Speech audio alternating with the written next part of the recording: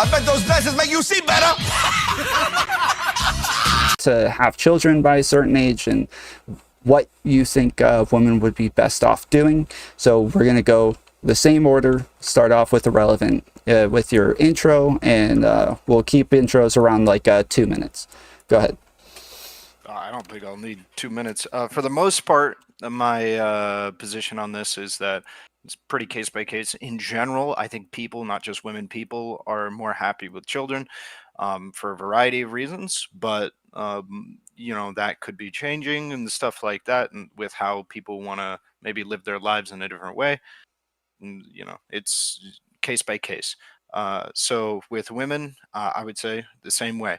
In general, it's probably make a lot of them a little bit more happy if they were to have kids, but like it's going to be case by case. I don't think we can make a general broad sweeping prescription for women to have children or even men to have children. Just got to figure out what they want and make that work. Awesome. Andrew. The answer is yes. The West faces a massive birth rate crisis, and our replacement rates are way under where they need to be, and they're going to continue to drop drastically. So my answer is overwhelmingly yes. Also, women are indeed happier with a family and children. They're happier married. I would absolutely prescribe that the state, if they're going to do any type of propaganda for the health and welfare of their people, should be trying to push a family values message and push all the incentive they can so that the people of the domestic United States can have more children and more marriages. And I think that should be the overarching message. I don't even think there's anything more important than that at the moment that we should be focusing on. Awesome. Base FCZ. I also mostly lean on yes. And yes, I do think women are happier with children. Think more anecdotally, I've always seen women be pretty excited, pretty happy to be around children. Even my personal experience, having a niece, being a substitute teacher, I know the joys of children. I think a lot of people look at the financial burden of them and they forget that children are just small people, and they're not just small people, but it's a temporary state. Eventually they're going to grow up to be big people. Like all of us here, we were children once. We can definitely help people. We can spread joy. We can be virtuous individuals. I think a lot of people really forget that, again, a child is a temporary state. They will grow up. They'll be their own person. And we kind of forget the effect that they can have on their parents. They can help their parents grow. They can help their parents be better people. And I think that we also forget that for a woman to come with a child, she needs a man. And if a man is a good man and he loves her and cares about her, he's going to help her in that relationship. So when you put everything together, I would say, yeah, if you're in a good relationship and you kind of understand what bringing children is all about, I think 100% you'll be happier. And I think society should push like having children because, again, that children become people. That's your whole populace. That's your whole civilization. So. All right. Thank you. Kid Not Kid. I think it's pretty clear that most women want to have kids. I don't think it's clear that that having children is going to produce a happier life. If we're going to use the term happier, you could say that it could probably produce a more meaningful life, but the meaning is it's going to carry with it a lot of stressors and a lot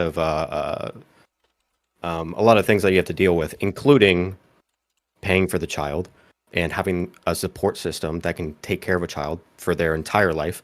And some places have more means to do so than others. The United States has very little support for families. And it's not surprising that the happiness rates of parents are lower in the United States than other places. While keeping in mind this economic burden, it doesn't seem clear to me that that parents are actually happier than non-parents. But there are places where parents are happier. Stop typing, than Tom. non-parents. Stop typing while Sorry. people are doing their. What the fuck is wrong with you, man? Come on, It's bro. weird that you guys can hear that. Okay, go Yeah, ahead. we could hear it, yes. Yeah, it's in a couple places around the world, parents are happier than non-parents, and the reason why is because they have the support to actually have kids. And I think if we want to encourage people to have kids to support our economy and to make sure that people have better lives in the future, we should probably be investing in those support systems for people to have kids. If that's what you want to do, then that's how you do it. Awesome. Thank you. Made by JimBob. You can call me Jim Bob, so you don't have to say that every time. That goes Jim for Bob. everyone if you want. Yeah, I'm with Andrew and the other guy up there. Not only birth rate is a problem, but the question of whether women are happier with children, I think they generally are. If we're looking at the overall time of their life, I would call that more of a fulfillment thing. I kind of agree with that distinction with the previous guy, that would be a distinction.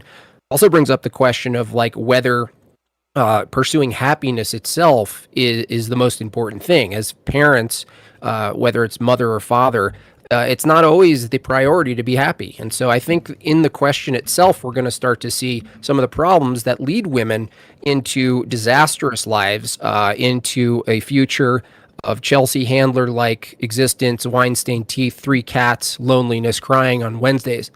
And we want to avoid that. And so I think the question of what it is to live a meaningful life is going to play into the happiness, or what we call happiness. That's it for me. Awesome. And then Xena. Oh, wait, sorry. Can I just get someone to walk? I'll let the other guy go, but can you please walk me through how to turn off my the notifications? Because I hear them, and I assume you guys do. The Discord's going bleep. We don't hear them, but if you go to your great. settings, Okay, go to that's screen fine mode. then. That's Yeah. great then. Thanks. All right. Okay. Xena, go ahead. I think yes, our biological makeup kind of makes it to where women naturally, in most cases, want children and are happier and more fulfilled with children. That's We're it? wired that. We're genetically wired that way. Okay, cool. So yeah, I'm only going to be moderating for the most part. I might have questions here and there, but I'm really just moderating. I'll be pretty liberal with interruptions so that the conversation can flow naturally, but if it's getting to be an impediment to the conversation, I'll be liberal with the mute button if people aren't listening when I jump in. So if I do start talking, please go ahead and stop so I can just keep control of things. Outside of that, we can go ahead and jump into the open conversation. Oh, one more thing. If anybody has like questions that they want to ask the panelists, you can send them to whatever streamer you're watching, and hopefully they'll send them to me, and then I will ask your questions later on in the panel. So yeah, go ahead. Well, what are we supposed to be fighting about? We all agree about everything. It doesn't sound like you do. It seems like, yeah, it seems like a lot of us agree about this. There might be some disagreement in so one thing that I don't care that much for is the moral imperative that like women ought to be producing babies. If we're talking about like the what's good for the economy and what's good for like everyday well-being, sure. The economy needs people to work. That's how it operates. And if you don't have a surplus of people, then the economy is that's going to be a problem. But the ethical imperative is probably something that there might be some disagreement on. Can I ask you a question then? Sure. Yeah. Is there an ethical is there an ethical imperative to not off yourself? Is there an ethical imperative to not off yourself? No. No. Okay, so you just don't care about human life. No, not in a moral sense, no. Okay, Wait, so why? if Hold on. if you don't care about Yeah. human life, why the fuck do we care about your opinion about what human life ought to do? It doesn't matter if you care about my opinion. Well, what is your opinion? Let's discuss. Maybe we can I change care our about mind. I care about my life and I care about people around me doing good because that helps me live a fulfilling life. But if I'm going to walk up to someone and say, you ought to be living your life in this way, I just wouldn't do that. No. Right, so you just don't have a position, right? You're just neutral? About what other people ought to do? Yeah. Yes. Yeah. So if you're neutral about what they ought to do, then we actually ought not care about your opinion because you're neutral. So you're not a person who needs to be contended with. Your neutrality means I can do what I want because you're fucking neutral. It seems like that's what you think you ought to do, but what can you do about it? You're neutral. Wait, what I can mean, you do about why it? should You're neutral. Whatever I decide, why should I care? Whatever I why should decide, the care ought whether or to not like you. listen. how What I'm you saying. Whatever I decide the ought imperative for society is, you just necessarily have to agree because you're neutral. Or you I guess don't have to agree, don't have to disagree, you're just neutral about it. So whatever ought I decide we ought to have, what are you going to say about it? You're just neutral. You don't have to be contended with. I mean, if that's how you feel, but I don't think that there is. I don't think that there's a I don't think that there's any reason to tell any individual person how they ought to be living their life as long as we have wait, that makes no sense. Yeah, Should we have laws? Wait, should we ought not tell people what they should do with their life? Hold on. I have prescriptions. Answer my question though. Should we ought not tell people what they should do with their life then? I would tell people what I would think that they would want, that I would want them to do with their life. Yeah, that's not my question. I don't think should we ought not tell people what they should do with their life? Should we ought not tell people what? Yeah. No. No. Okay, so the answer is no. So we should tell people what they should do with their life then? No. No. So then again, no, I don't care. I don't care. There's nothing. Wait, I shouldn't tell them or I should tell them. Doesn't matter. So you don't have to be contended with. I don't have so any. Okay, go ahead, Riley. So let's say that there's an individual prescribing some idea that everybody in here disagrees with. Let's say that this person says that anything besides deer should be exterminated from the planet, including humans. And they're like gaining steam. Would you believe that? Like, could we make an argument against that? Should we not make an argument against that for, like, at the very least, the preservation of humanity? I would make so like the thing that you're misunderstanding is that I have prescriptions for myself and how I would want to live my life, and my prescriptions are going to be based on that. But past that, you don't. Whether or not other people have children has nothing to do with me. Yeah, ought you do those things that you think you should do with your life? I will be doing the things that I think I should. Yeah, I know, but ought you do them? Should you do them? There's no reason to say that I ought to do it, but I will. Okay, so you're even neutral about the stuff you should do in your own life. No, just get that right. No, you fundamentally misunderstand. No, you fundamentally misunderstand. Well, why don't you enlighten me? I will do the things that I want to do with my life. That doesn't mean that I ought to do it. So ought you do them? No. No. Okay. So then, you're going to do what you want to do. Wait a second. Hang on. I'm almost done. So ought you not do them? It's not about ought. It's whatever I want to do with my life. Right. Okay. So there's no moral imperative. So why would anybody give a shit about what you have to say about anything if there's no moral imperative for you to ever do anything ever or anybody else? I'm not here to argue about the moral imperative. You brought up the moral imperative. Yeah. Literally, you were the one who brought it up. I don't care about the moral imperative. So you did bring up the moral imperative? Yeah, in the sense the moral imperative. Then you're in the sense that he doesn't care about it, yeah. Why would you bring it up if you're not here to argue it? It's very strange. You said one of the things we can argue about is the moral imperative and how I don't think that there is one, or that there's a moral imperative for anything ever. Which I would like to argue. Like, is there a moral imperative for women to do anything? No, I don't believe in a moral imperative, but for anyone, because I disagree fundamentally. I think we definitely have a responsibility. That's fine if you disagree with that. That's fine. That's why I'm saying that there's probably going to be disagreement there. Yeah.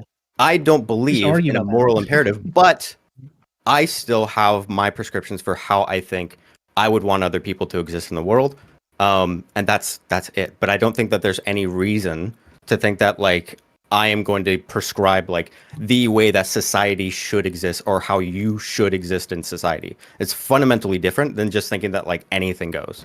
Well, like you can agree there's some like objective truths to the world, right? Like there are some things that are going to work better than others. Like for example, you need to put gasoline in a car to make it go. Like we can just agree that there's I believe in I believe that there are facts about let's the world. bring it down to this one, right? We can agree that if you do a bunch of drugs, it's probably going to damage your body, right? Well, okay, so like look, what I said in my intro is fundamentally consistent with this, where if it is the case that you want a functioning economy, you're going to need to increase the birth rates.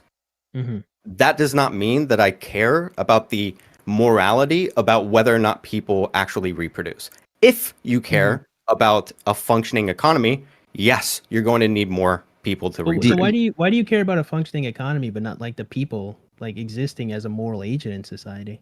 Because I do better if there's a functioning economy. Oh, can okay. survive. So So, basically, so you're just let me really ask selfish in you: this- are you saying then that you don't give a shit about anything except yourself? I would say the same. I think everyone believes that. Yeah.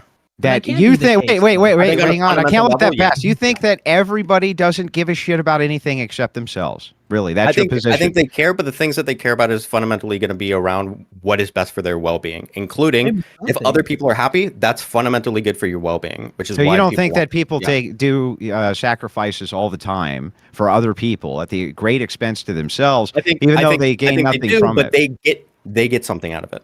They always get. What do something they out of get it. out of it? Satisfaction, first and foremost. So you're You feel human. satisfied. You have a So- desire to help other people.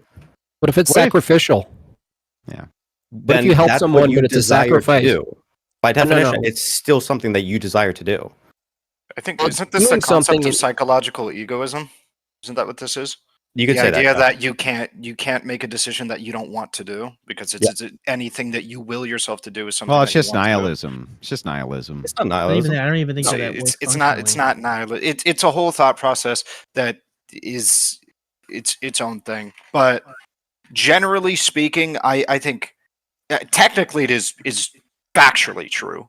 Everything that we are doing, we do for a reason. Like if you sacrifice yourself, you're doing it because you are logistically going, my life is not worth this outcome. I choose to therefore sacrifice myself. It is a choice that you are actively making. So technically it is true. However, like I think some people would stray away from the My idea chat's that demanding to know from you, sir. Do you have a single mom? No, No, you weren't raised by a single mom. no, I was not. Okay, they just wanted to know. No, But I was raised by my mother and my stepfather, who ended up passing away around the time that I turned 18.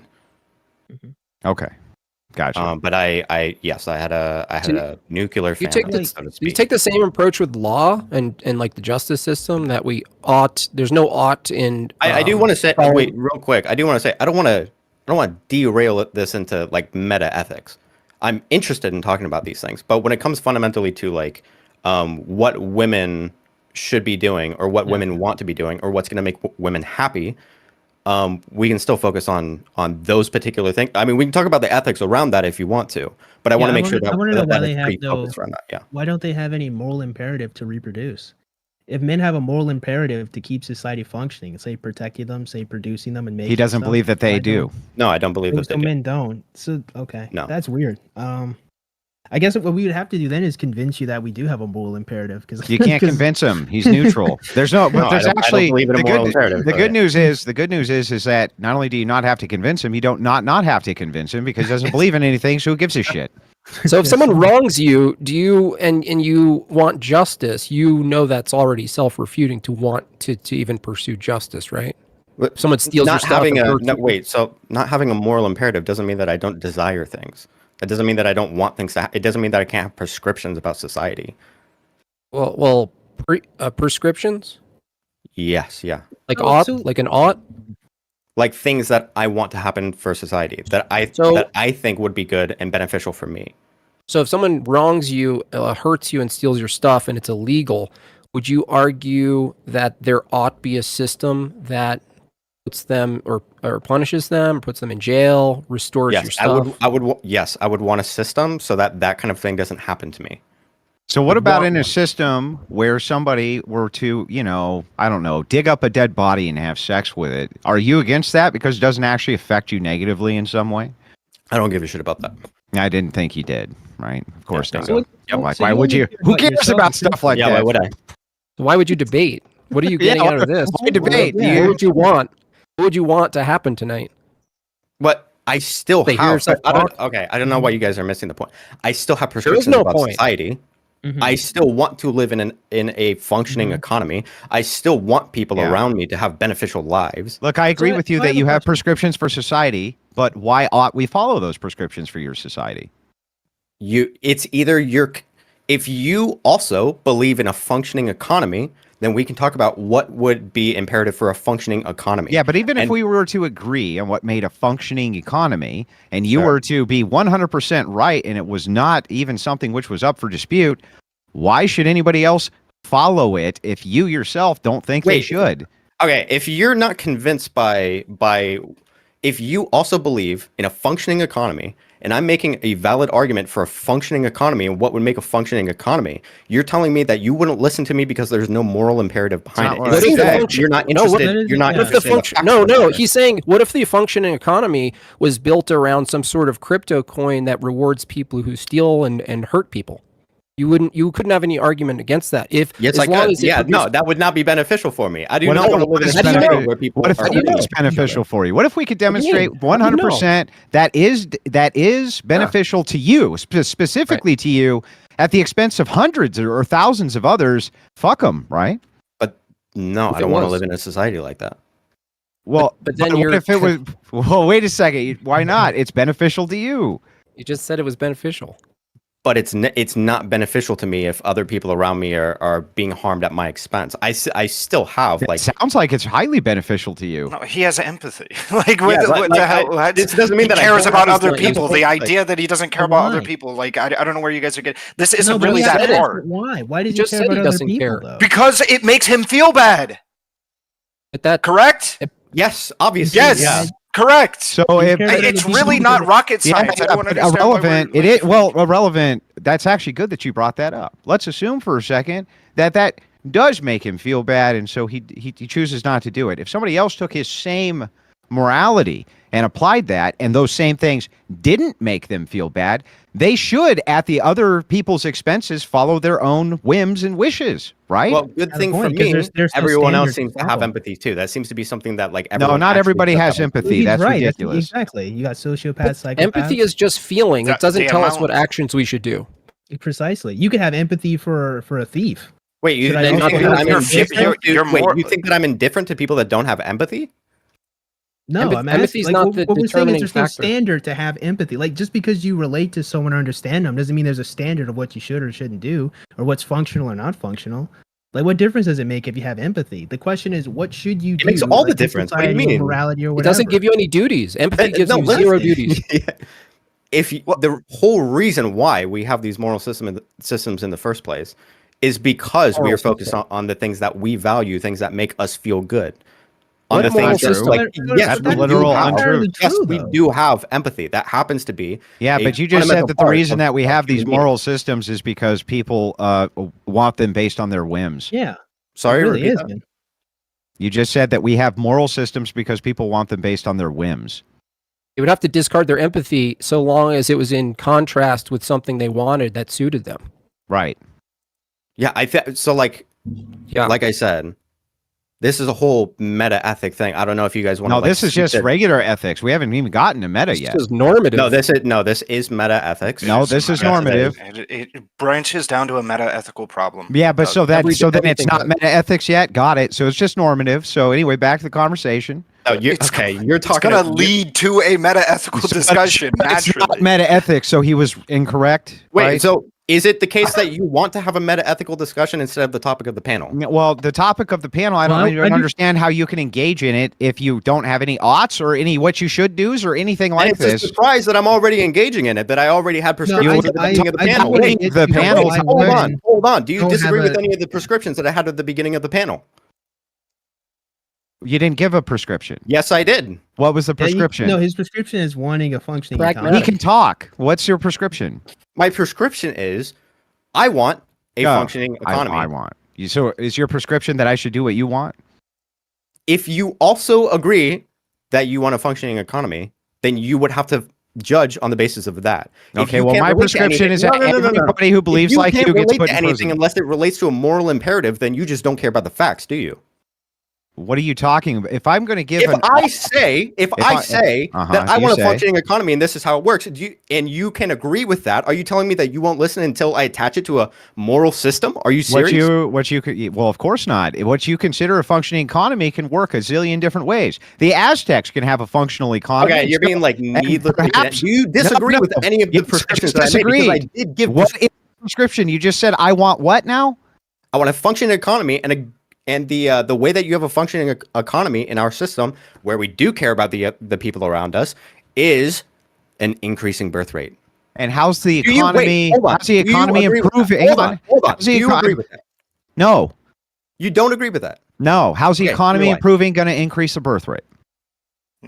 Oh my I god. don't think that's what he I don't said. think you're. The I don't other even way think you're around. listening. Yeah, it was the other way around. I don't even think agree you're with what listening. he said. Birth rate Oh. will help the economy. Higher birth Correct. rates will help the economy because you'll have more workers. Okay, so the birth rate. So what are you going to do Higher about birth rate so helps what are you the gonna do about economy. the birth rate then?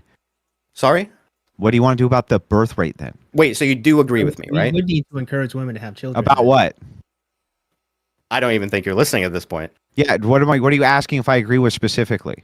The first point, that an increasing birth rate will benefit a functioning economy. Likely. Likely, yes. Mm-hmm. Not always, but likely. Anyway, so how do you, Sure, let's sure, get to the part where we increase the birth rate, like the topic of the panel. How do you want to do that? Okay, so I gave my whole intro. Mhm. In my intro, what my prescriptions are is increasing social welfare so that people can afford to have children. Can I hit And the buzzer and ask, why don't we increase the functioning relationships between men and women so they work together? If they were working You can together, do wouldn't that that. already? It's not like I'm not saying that this is like this is going to solve every single problem, but it's going to help a lot of the problems around that, including relationships between a husband and a wife who want to have children. Mhm. okay, So like you can also talk about like the relationship between men and women and how solving some of the problems that are happening between men and women right now with like their ideological differences. well, I have an easier Getting over question. these is going to help increase the birth rate as well. Just kind of moves with your logic. So you think that increasing welfare is going to increase the birth rate? Can you actually demonstrate that an increase in welfare is going to increase the birth rate? That's one. And then secondly, why wouldn't you outlaw abortion knowing that that's going to drastically increase the birth rate for your functional economy? Or does that Well, temper some because- other ideological value that you have? Okay, so one, because a lot of people aren't having kids because they can't afford it. And if you can't afford having kids, you're going to be miserable while having kids. If you want a If that's- society, wait, hold on. Let me finish what I'm saying. That's not even true. Wait, hold on. If you want, Why to do live the in a poorest system- people wait, have the most kids? Why, then, wait, stupid? why can't you let me Why finish? do the poorest people Why have you- the most Why won't kids? you let me finish? Why won't you let me finish my point? Because you, first of all, Wait, before you go why? on a Wait, diatribe, I just want you to answer that question. You said that we need to increase social welfare because most people can't afford to have kids. That's why they're not. Then why are the poorest people the ones who have the most kids? Can you answer that? I don't know. I don't know. I don't know. Yeah, I didn't think you did. Wait. Why? Wait. Do I have? Wait. Hold on. Wait, I can actually answer that question. Why Yeah, the go ahead. poorest Yeah, people I'd have like the to most answer. kids? They have the least Yeah. access to contraception. They have the least access to other activities and things like that, and they have the least Yeah, access to sexual education to know what sex is like. That would actually prevent their other party from having sex. My roommate's brother literally thought having sex standing up would prevent him from getting his girlfriend pregnant. You don't think that Like there's and Okay, he I mean- absolutely grew up in an economically disenfranchised position. So like, yeah, the idea, like, it's not a mystery why a lot of these people are not having why they are is what you excuse me, mentioned. why they are having What about the tie-in? So you're talking about contraception, condoms, things like this. You have the expectation that you education. actually want a reasonable person to believe that even though it's mandatory for almost every human being in the United States to go through public school, and they do, that they're not learning sex education at a young age, which they are. Why is it that you And don't think it's a much more likely explanation that the poorest demographics in the United States also happen to be the most religious, and the most religious people happen to have the most amount of kids? Why wouldn't that be a much more reasonable answer to look at rather than every human being who's publicly mandated to actually go through the programs of sex education, and the poorest demographics in the United States are the most heavily funded for free abortions, for free contraception, for free condoms, for free fucking everything. So I don't even know how you can make the argument. Just because a lot of people don't understand where the fuck to go to get that shit. If I ask many of my neighbors where the fuck to go to get a condom, they have no fucking clue. They're Your thinking like, neighbors oh, maybe go to the store to get a condom, huh? Yes, yeah, there is. Hold on. What are your neighbors like? Hold on. What? Hold on, let Willie finish. Get a- Hold hold on, on, hold hold on, on, get a hold on. donut. Go, but I do Where have do to you I ask. don't know where to get a coffee. Okay, Where let do Willie you finish. Neighbors. Where do you get Who a are these coffee? neighbors? Okay, I do. Okay. So Hold on, here's the issue. Face, hold on. Right. Let Ray Here's finish the what he's issue. saying. Here's the issue. Okay, at this age, yes, I'm referring to like when they're children, when a lot of these pregnancies Children are getting happening. Can I condoms? hit the buzzer? Yes, like Yeah, 60. hit the No, buzzer. you cannot. No, No, you cannot. let Ray Hit the finish. buzzer. No, you Let me cannot. finish Okay, when you when you're click like on them. 16 years old and you have no fucking clue what the hell sex is because you think literally having sex standing up means your girlfriend isn't going to get pregnant. Yeah, you're not really like, oh, I don't really know how this works. I don't even know how to put it on. I don't know where to buy one. I don't know where half of this shit. A lot of them don't. A lot of them are also keeps going down. Teen pregnancy keeps going down because none of the teens know where to get birth control. You're talking right now.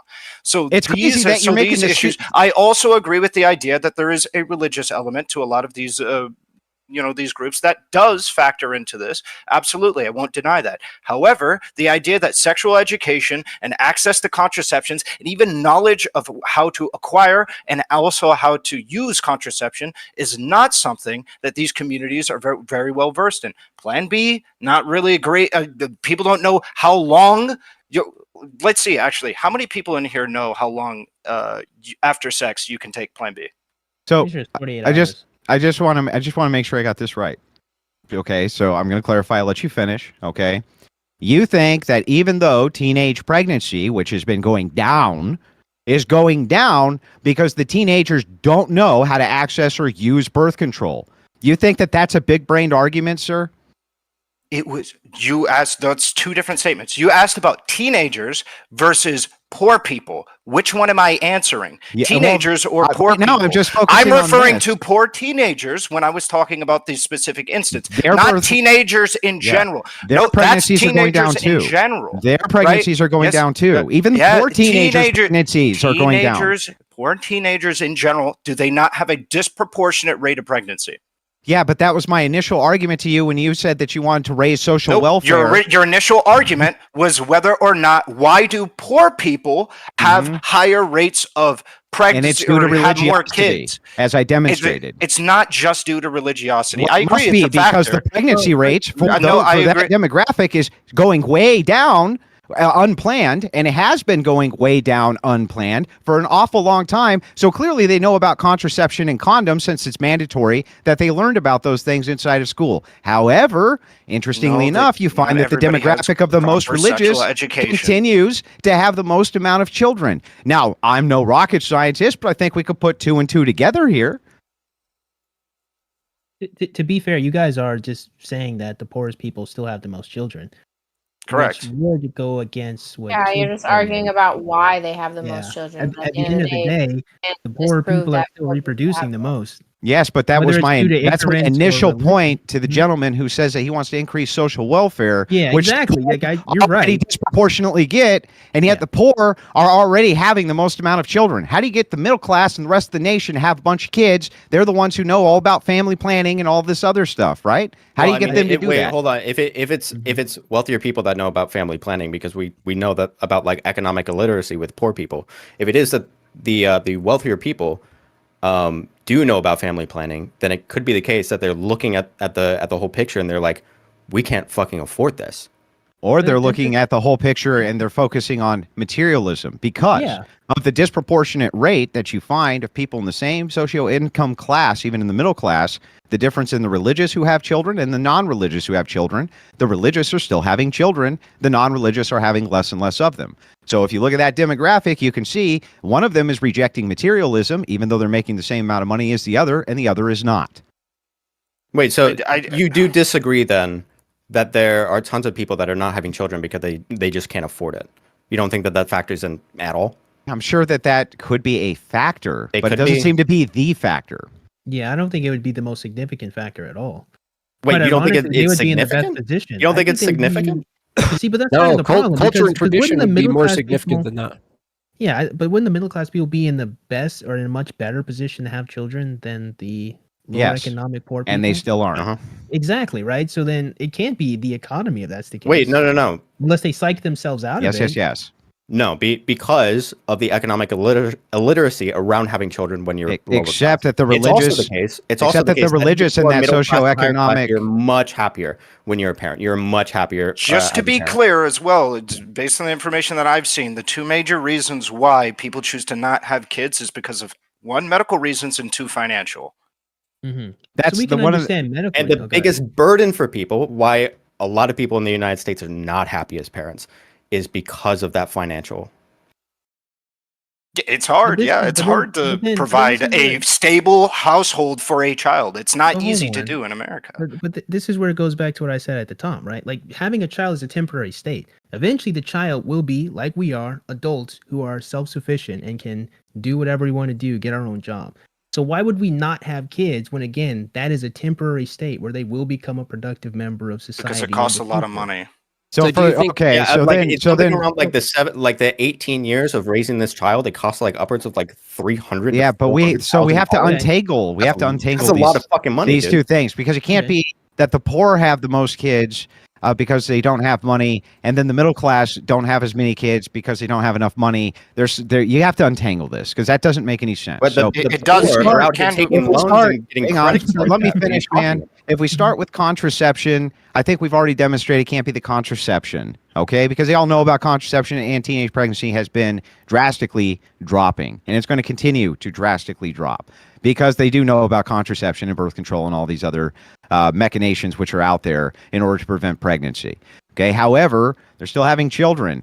I think that this is due to materialism. They are less inclined to be materialistic because they don't have as much. Whereas the middle class, more inclined to be materialistic, less inclined to reject materialism, which is why you see the religious in the middle class sector who still have a lot of children because they're rejecting materialism. So I think that the answer here is what it always is, which is a religious grounding. That seems to be what makes people have the most kids. I think that that's probably a factor. I think that that's probably a factor. That we have a lot of ideas about like what it means deep down to like have a child and produce a family, and this is something that is very, very strong and absolutely with the poor who don't have that much, who don't have like a lot of things that can make them happy. Yeah, I agree with that.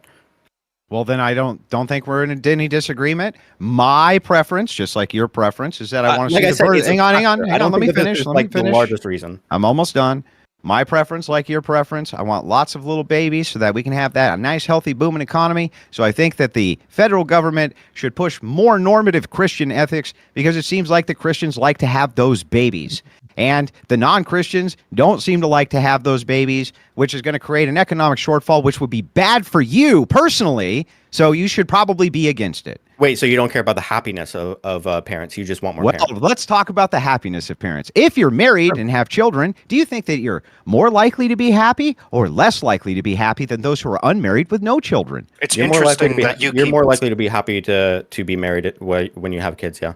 Then But then there's nothing to argue having with kids, there. Having kids can like fundamentally impact the relationship in your marriage, and the divorce rate is already like above like 50%. Like, and then Yes. having kids makes it worse, but especially you can't literally if you blame can the afford kids, having though. kids, especially if you can afford having kids. So if you want these families to stay together, if you want people to be happy parents, then you are going to have to subsidize these parents. Oh, I don't think so, considering that the Christian parents divorce at a much lower rate than the non-Christian parents do. So your argument for divorce So seems Christians like just don't care about their it seems like the prescription again seems to lean No, towards the no, no, no. religious to mitigate this problem. Yes, yes.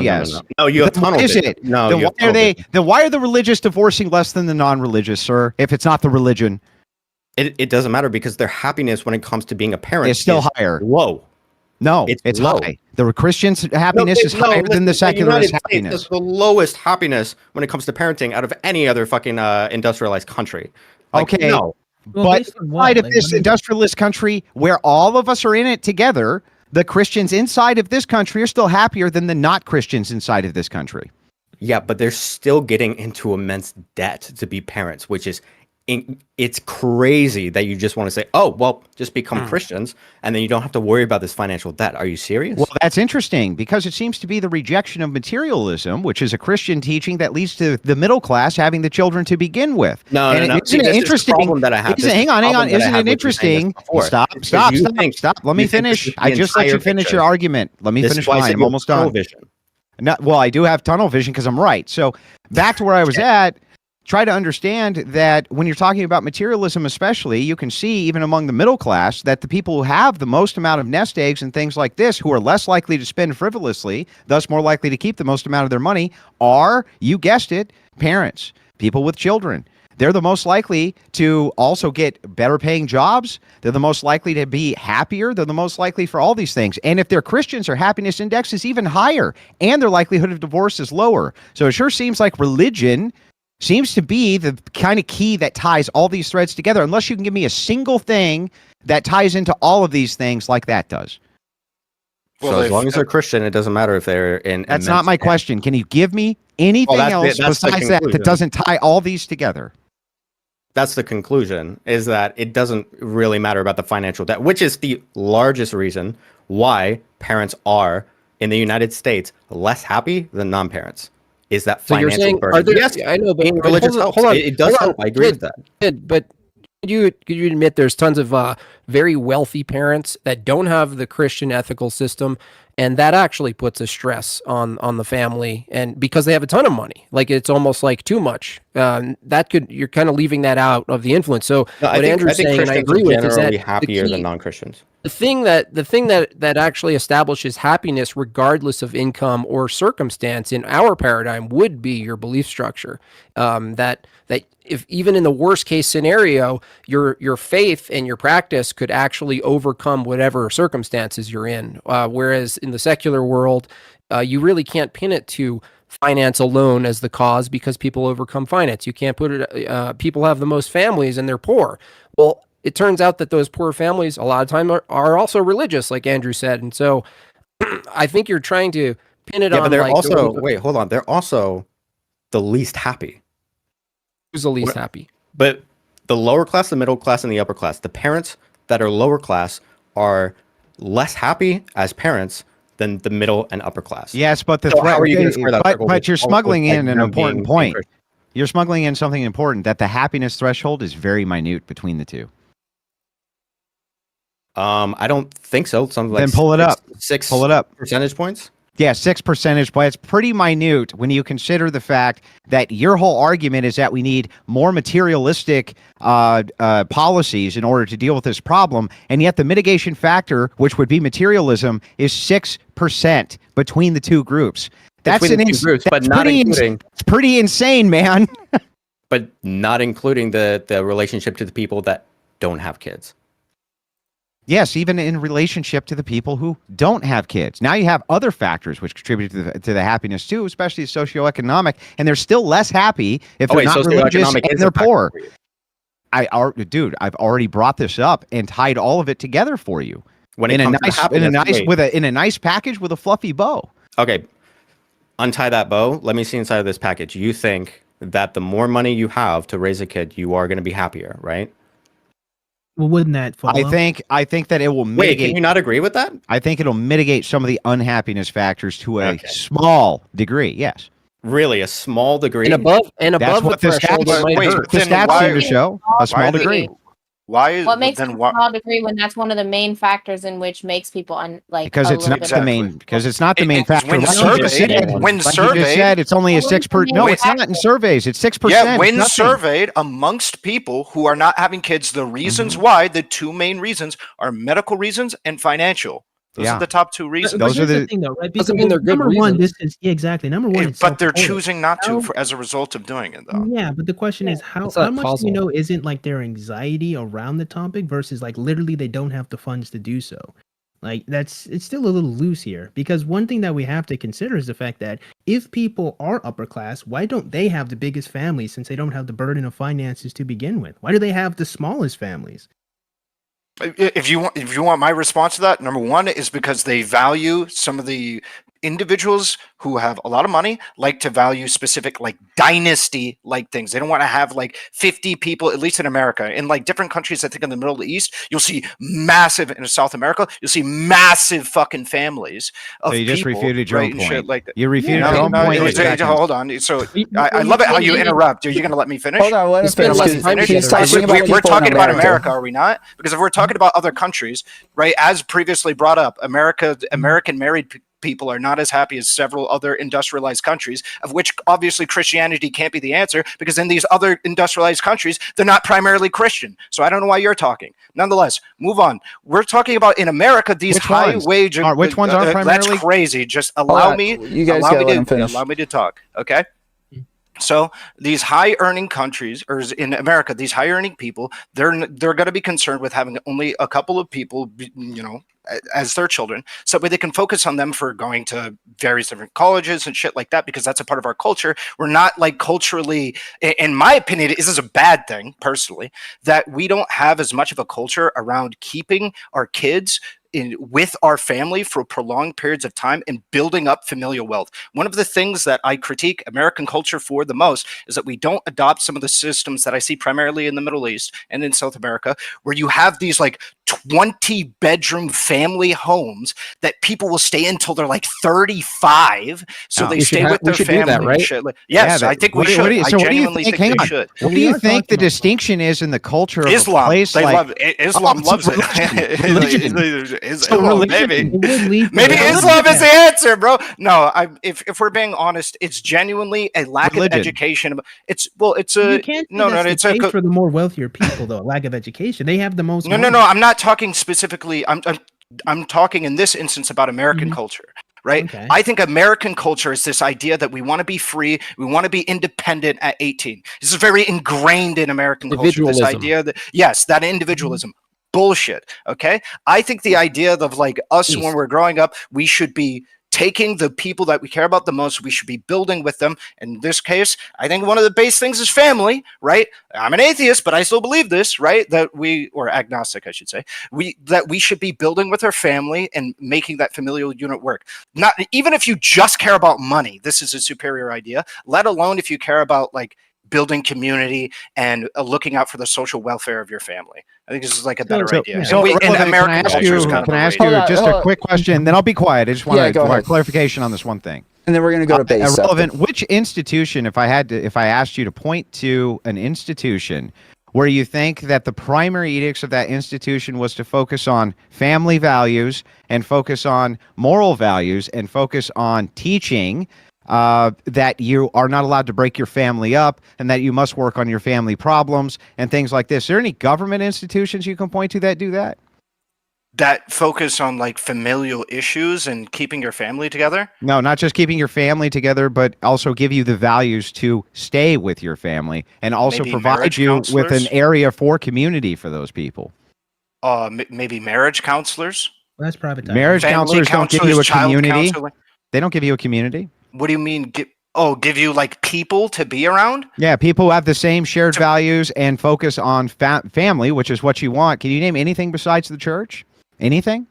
Yeah, so marriage counselors, to my knowledge, also do try and push people towards interacting with other married couples that might be having a more successful or less successful relationship with them to be able to establish a community if they find that their community is lacking. Yeah, you're asking specifically for government organizations. That's what you're asking for. Yeah, but if you want to like make the statement of all institutions, I'll agree that churches are like with at least where I grew up, there was a large Christian and Islamic presence in the area that did provide like youth programs and things like that, but also like if you're talking about just family, then yeah, churches. But if you're talking about like community in general, I would say school is pretty good. There's a lot of after school isn't good for parents. Correct. So, I mean, when you're talking about adults and you're talking about family and you're talking about the people who have to orchestrate and take care of the family and have a community, have values, have structures, have things like this, there's no institution you can point to except the church, and this seems to be a prime value of yours. Yeah. So then churches and Christianity seem to be something that you should really support. Not if this was my prime value, I would be Islamic because they have a far stricter. Okay, fine, Islamic. Yeah, then I would be praising Islam.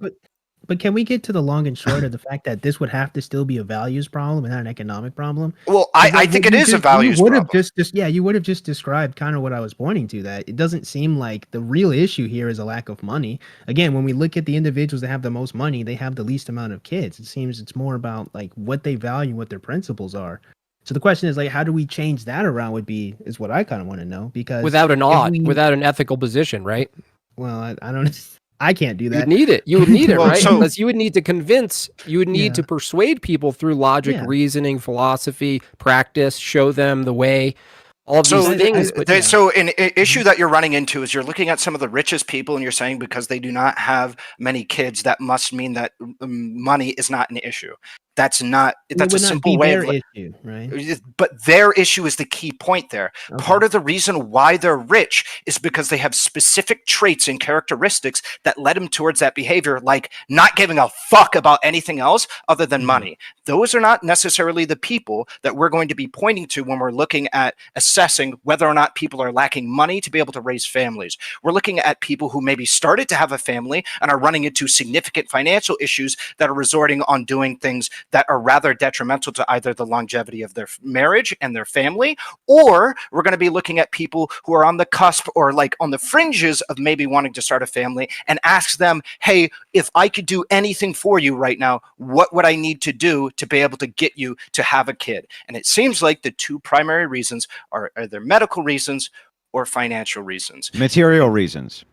Yeah, It has to be material, other than being financial, able right? to materially look after your child is one of the most important things you can do. Well, but Yes. the problem is that it's subjective as to how much care you need to give Bingo. a That's true. child.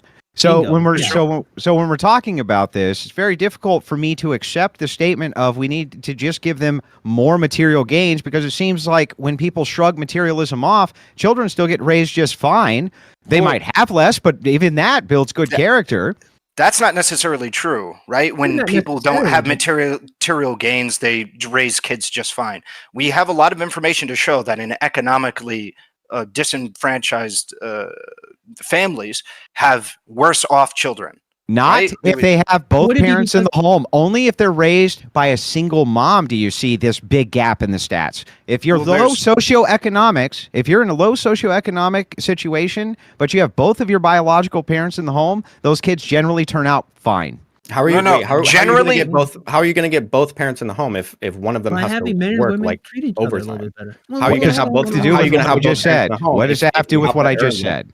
You'd also need like time management skills for that one. I mean, that doesn't seem. And Time time management management is skills is based not around, like, your something work that schedule, low right? income people are great at. No? I still wouldn't even agree to that. Like, okay, so what Really? you're saying is because people are working too much, they won't be able to have the time to invest in their children. Yes. Yeah, that seems to That's be incredibly That common. would- Yes. That would be extremely consistent with what Andrew said with single mother households, right? But if you have a Yes, male and I a don't female, disagree mother with and that. father, you don't think the two people can work together in order to manage their time? It's not possible. Nobody's saying it's not possible. What we're Okay, saying so it is is possible. pragmatically. No. Okay. Yeah. No, the stressor, nobody's the claiming that stressor it's applies to rich physically. people too. The rich mom and dad, let's say they're both working and they're all stars. They're never home. That doesn't necessarily give the child a great life. They have an au pair or like someone that they learn, they hang out Yeah, with. but they're also in it still comparison to the poor. applies. In comparison to the poor person, they're getting a top-notch education with top-notch nutrition with top-notch. Yeah, but what about everything, all the this other stuff integrity and the that honor are giving and, them like, but what about the people skills? Like we can see that a lot of these I- people who come from these homes can be really selfish, really egotistical, just not good individuals who then go on Gen- to carry and have their own children. Sometimes we can There's a we lot can of- talk about like specific outliers or stuff like that, but in general, in a two-parent household, if you come from a two-parent household that is wealthy compared to a two-parent household that's in poverty, the two-parent household that is wealthy, their kid is going to do significantly better than the one that grew up in poverty. Yeah, There well, is- wait a second, because there's some nuance here. If you say they're going to do significantly better, as in they're probably going to end up with more money, that's true. Are they going to go to better schools? That's probably true too. But if you're talking about, are they going to go to prison? Are they going to start committing lots and lots of crimes? Are they going to do those types of things? That's far less clear. So it depends on what you have for a metric of doing okay or not okay. I would say that if a person is born in impoverished conditions, like me, and you go off and you become a middle-class person, you have no prison record of any kind, you have a wife, a house, a dog, named Shep and a white picket fence, I would say that your metric for success was just fine. I don't see a problem with that. And I think that if you have the advantage, the true advantage now is not even money. The true advantage seems to be just having two biological parents inside the house seems to be the best indicator for success out of any data I've ever looked at for anything. For any metric across the board you can think of, be it financial, be it prison, be it success in life, happiness, everything. So the thing you're fighting ghosts right now. So as we break this, no, they do. Because as we break this down, you have to try to understand that when they say the poor, they're not really talking about the poor. You're usually talking about single mother households. We are not. I am talking about two-parent households. There's two-parent households in poverty and two-parent. Okay. Show the data. Let's say we agree. Do you still would agree that you need the mother and the father in the house, right? Nobody disagrees. A two-parent household is better for kids. Yeah, okay, We're all agreeing. Nobody disagrees with that. Just to be clear, okay. And I think even on the point about like if you only have one parent, they have to work all day. That's part of why having two-parent households is more beneficial, is because if one person is working more often, the other parent has the ability to be around the kids and gives them more time to. Yeah, I would say that's a good advantage. But I think the ultimate advantage to it is you have the moral foundation of both the feminine and the masculine perspective in the right doses depending on your sex. So if you're a boy or you're a girl, being able to look favorably on men because you're raised by one, or if you're a little girl, understanding that masculinity is okay, this type of thing. These are huge benefits in people's lives that they take for granted. If you have two biological parents in the home, it's not just about the money. It's not just about this. It's actually about the non-material things. So how you feel about things, what your comfortability is in life, knowing that you're loved, you're cared about, all of those different things. These are not material aspects. And every time I talk to progressives about this, they want to dismiss the non-material religious aspect that really comes into play when it comes to raising another human being, the spiritual aspect. And they reject that for just pure materialism. Just throw more fucking money at it. We throw tons of money at it right now. It's not solving the problem. The birth rate's continuing to decline. Okay. I think both of us have already said that religion plays a factor on happiness levels and stuff like that. Well, then if that's the case, why won't you make the prescription to go for it? The problem being is that if you want a two-parent household with both of the parents actually raising the child, it's not going to do any good if one of the parents has to work all day. What do you mean? Why would that not do any good? Wait, so you want a two-parent household, but it doesn't make any difference if the father is out working overtime. It doesn't factor. Why would that matter? The father still has days off. Men have always traditionally worked. That's one of the masculine things you're showing the next generation that it's okay to do, is work hard, these types of things. Just because you have less time to physically spend at home with children does not mean you're any less impactful as a male who's working on behalf of your family. They see that. I know this. I have many children. Of course they see that. It's ridiculous for you to say anything to the contrary. It also seems to be the case that the more expensive it is to take care of this child, the more that the relationship between the father and the mother starts falling apart, and the less happy the parents are with raising the child. Okay, but wouldn't that still be about the character of the two people in their relationship? Like if you're having friction, your conditions are going to determine your character. Perhaps, yes, but not honestly, with religion. Conditions shouldn't. Like if you have like a moral framework, the conditions don't change it. That's the point of having you overcome the circumstances. Yeah, exactly. And if anything, it's actually unreasonable, right, to have this friction when you need this woman or when you need this man the most. That's actually the death do us part through richer and poorer, through sickness and health. If anything, in that situation, that's when you need the person the most. So to me, listen, I don't even think that maybe we would 100% should throw out. Maybe the government should help. Maybe we could talk about it. But as a baseline, I do think it's the parents' responsibility to take care of their children, right? And if you have a father who's working, right, mom can still work part-time. Again, children are a temporary state. When they're like 5, 6, they're going to school, right? So if your mom is working at 8 to 2 o'clock, she can pick you up. There you go. That's a part-time job. Father, full-time job. You can work with the woman or with the man. So to me, it seems really silly that we talk about the government and all that, when we have a male and a female who can talk to each other, interact with each other, figure this stuff out together? Why don't we encourage more men and women working together to get this stuff straightened out? So how do you guys feel about it seems to be the case that you guys are just against any sort of like welfare. Is that correct? Am I misrepresenting that or? You are. I literally said like we can discuss this, but like as a baseline, why don't we discuss male and females as a first mover before we get to the welfare?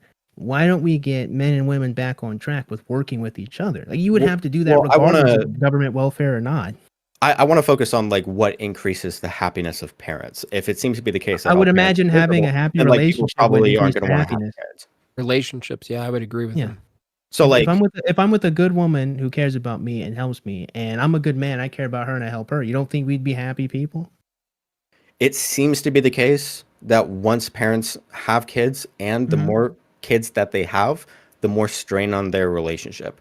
And if you want these relationships to fall apart because they're overworked, because their kids are expensive to take care of, then that's not going to be the type of family that I would think What would be overcome the beneficial strain, for though? society and our economy. There's something you're leaving out, which is that no, it doesn't necessarily seem to be the case that just because they are having children, there's a strain put on the relationship for both parties. Women are the top initiators of divorce to the tune of such a high percentile, it's 75+%. The college educated, it's even worse. Yeah, so, women have higher so there dissatisfaction, there clearly must be some other reason, again, like he's saying, besides just the financial that's coming into play here. Even though they may make the claim that it's irreconcilable differences or money, the man seems to not think that the money is the issue. He seems to think there's something else which is the issue. So it does seem to come down to relationship dynamics again, not just materialism and money. Wait, then how come it's the case that the more children you have, the more dissatisfaction with the relationship? Oh, can we just say it's the children? Can we actually break down what's going on in their relationship, the standards the woman might be having, the nagging she might be doing? Maybe the man is neglectful. Maybe the man it has crappy character. It doesn't seem like it's women. just the kid. It seems to be the case that a lot of the focus for women starts shifting more towards the kids, and it does tend to be the case that the focus for the men starts being more towards the work. So that's and when you have that's because they have to take care of the kids. When you have a divide like that, you're gonna have strain on the relationship. And if you want less strain on the relationship, then you should probably mitigate these factors. And what are the best ways to mitigate the factors of being hyper-focused on materialism? Probably to not hyper-focus on materialism. Just don't think about the expenses. No, it's not. I didn't say anything about the expenses. But here's the thing. What happens is often people want lifestyles which they can't afford, and they're enabled to have those lifestyles often by the same welfare state that you advocate for, who instead of allowing them to fail,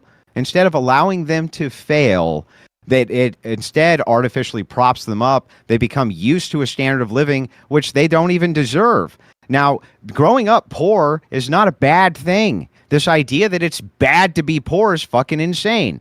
Okay, there's lots of people out there who are poor. It's not the end of the world. Propping everybody up so that they can never fail or fall on their face is the worst idea anybody's ever had. Of course you're going to fall on your ass. So I'm glad you bring that up, because it seems like one of these lifestyles that people choose that they can't afford is having kids. And if you say fuck it, like listen, like you're gonna have to wait. Let me finish. You're gonna have to just experience this failure.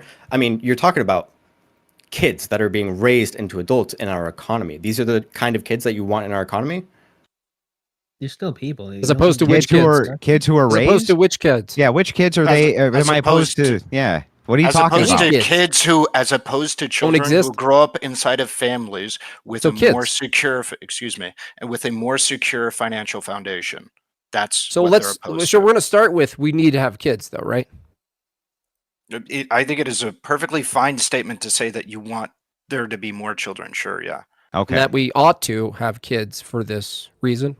Well, what about the super religious families? Like we kept talking about Christianity and things like that. How about the super religious families that are against, like, for example, abortion? So Relay had made a point about like teenagers not really knowing sex education like that and getting pregnant and doing stupid stuff to where they get pregnant, and their families, of course, don't agree with abortion, so they end up having kids when they're like 14, 15 years old. You tell me they have What's a the question? family. You don't think that that's a factor in why some people might be unhappy as parents? I mean, they're children raising children. Yeah. And then, of course, there would Okay. be a financial struggle. But so religion can't just be the only answer. When But we're religion to answer often this makes question, and it is a good question, right? Because you are right. The dissatisfaction rate, the younger that you are with children, is higher, regardless of your socioeconomic conditions. But kind of for the purpose of this conversation, I think that the stats that we're talking about are 18 plus, but because that's the way that the data is often collected. At least that's what I usually look at. But you do make a valid point, is that there's a dissatisfaction rate, which is there. However, again, the religious always were able to curtail and mitigate, because one of their highest values is not to have sex out of marriage, having these out of wedlock children to begin with. That was another mitigation long before there was any type of birth control, and it was not something which was an ongoing pandemic in most of the nation's history. So as we move back into this, try to understand again, all you seem to be able to do is throw materialist solutions at this, sir. And every time we get into the materialist solution, you just kind of shrug off the non-materialism. And the last argument that you made to me was, so which person would you rather hang out with, essentially? A poor kid or a middle-class kid? That's basically what it's summarized as being. You realize that, right? Are you talking to me or Zena? Yeah, you. Okay, you shifted people halfway through. Mhm. That's true. That's fair. Yeah, so like, I'm not saying, and I've said multiple times earlier, that I think religion is something that generally just benefits people's well-being. And that is true. And it does increase the amount of like community that people have. But the thing is I'm not saying that this is like a catch-all. And I am saying, and it's not just the case that I want to give like materialist solutions. There are material problems that need to be mitigated if you want to increase the happiness of parents. If you're not concerned with the happiness of parents and you think that religion is going to take care of all of it, then I would understand how you come to your conclusion. But it seems to be the case with like basically like every bit of research in this area that financial issues are the biggest reason for the families falling apart, the marriage falling apart, and people being dissatisfied while raising kids. Actually, that's not true. So I just pulled up the study because you had made this bold claim that the more children that people have, the more tension that it raises inside their household. And actually, this isn't true. The people who report the most amount of happiness overall over all demographics are people with 4+ children. Oh yeah, who did that study? This is study, that the Institute for Family Studies? Yeah, I will cite it for you. Hang on. I'll put it in the chat for you. But yes, the people with 4+ children are the ones. Let's see. This was according to the Edith Cowan University. This study is out of Australia. Parents with the most life satisfaction, which means those with the happiest, are those with 4 or more children. Okay, let me. I'll give you my study, and then you can give me your study. I have a meta-analysis that we can look at, and then we can look at yours if you want to. Happily. It seemed like at the beginning of the conversation. Sorry, go ahead. It seemed like at the beginning of the conversation, most of the disagreement was going to be over whether or not how we incentivize women to have children, and whether or not we stigmatize women who do not have children. Yeah, we haven't gotten there. That's why I'm mentioning it. Because initially, the thing that prompted this conversation was the TikTok video that Matt Walsh and a bunch of people quote tweeted, upset that a woman was saying that she was happier single. Lots of people were posting studies saying that the happiest demographic was middle-aged women who were single and without a spouse. And then people were making arguments about the fact that, like, based on global warming and bullcrap like that it was like better that people weren't having kids and that we weren't incentivizing it. So I was curious what, like Relly, you thought about people or the world actually being better off with people having less kids. So I don't think the world is better off with people having less kids as a initial thing. But nonetheless, I also, to my knowledge, anybody can correct me if I'm wrong, I think that data showing that like women in their 30s who are single and childless is like the most happy, I don't think that is actually true. I think that was I think that was a maybe euphoric. Misunderstood. I think that was a misinterpreted thing. To my knowledge, from that most guy, people. Most sorry. people on average are happier married, not necessarily with children, but married. And so encouraging that people get married and have a partner is something that it seems like we should do for the happiness of society. But the video specifically, it seemed like there was a bit of cope that they were doing about the situation, but also it seemed like they were kind of combating the narrative that they probably heard their entire life, that the only way for them to be happy is if they had a child.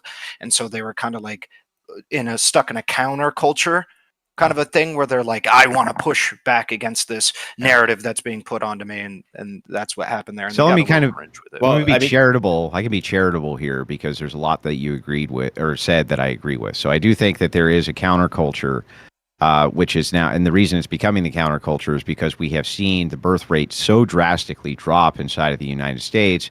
And the dissatisfaction level, especially with middle-aged women, with their crying YouTube videos, as they say, the worst mistake I ever made was getting divorced and breaking up my family. My kids hate me, and then the next generation not having children, et cetera, et cetera.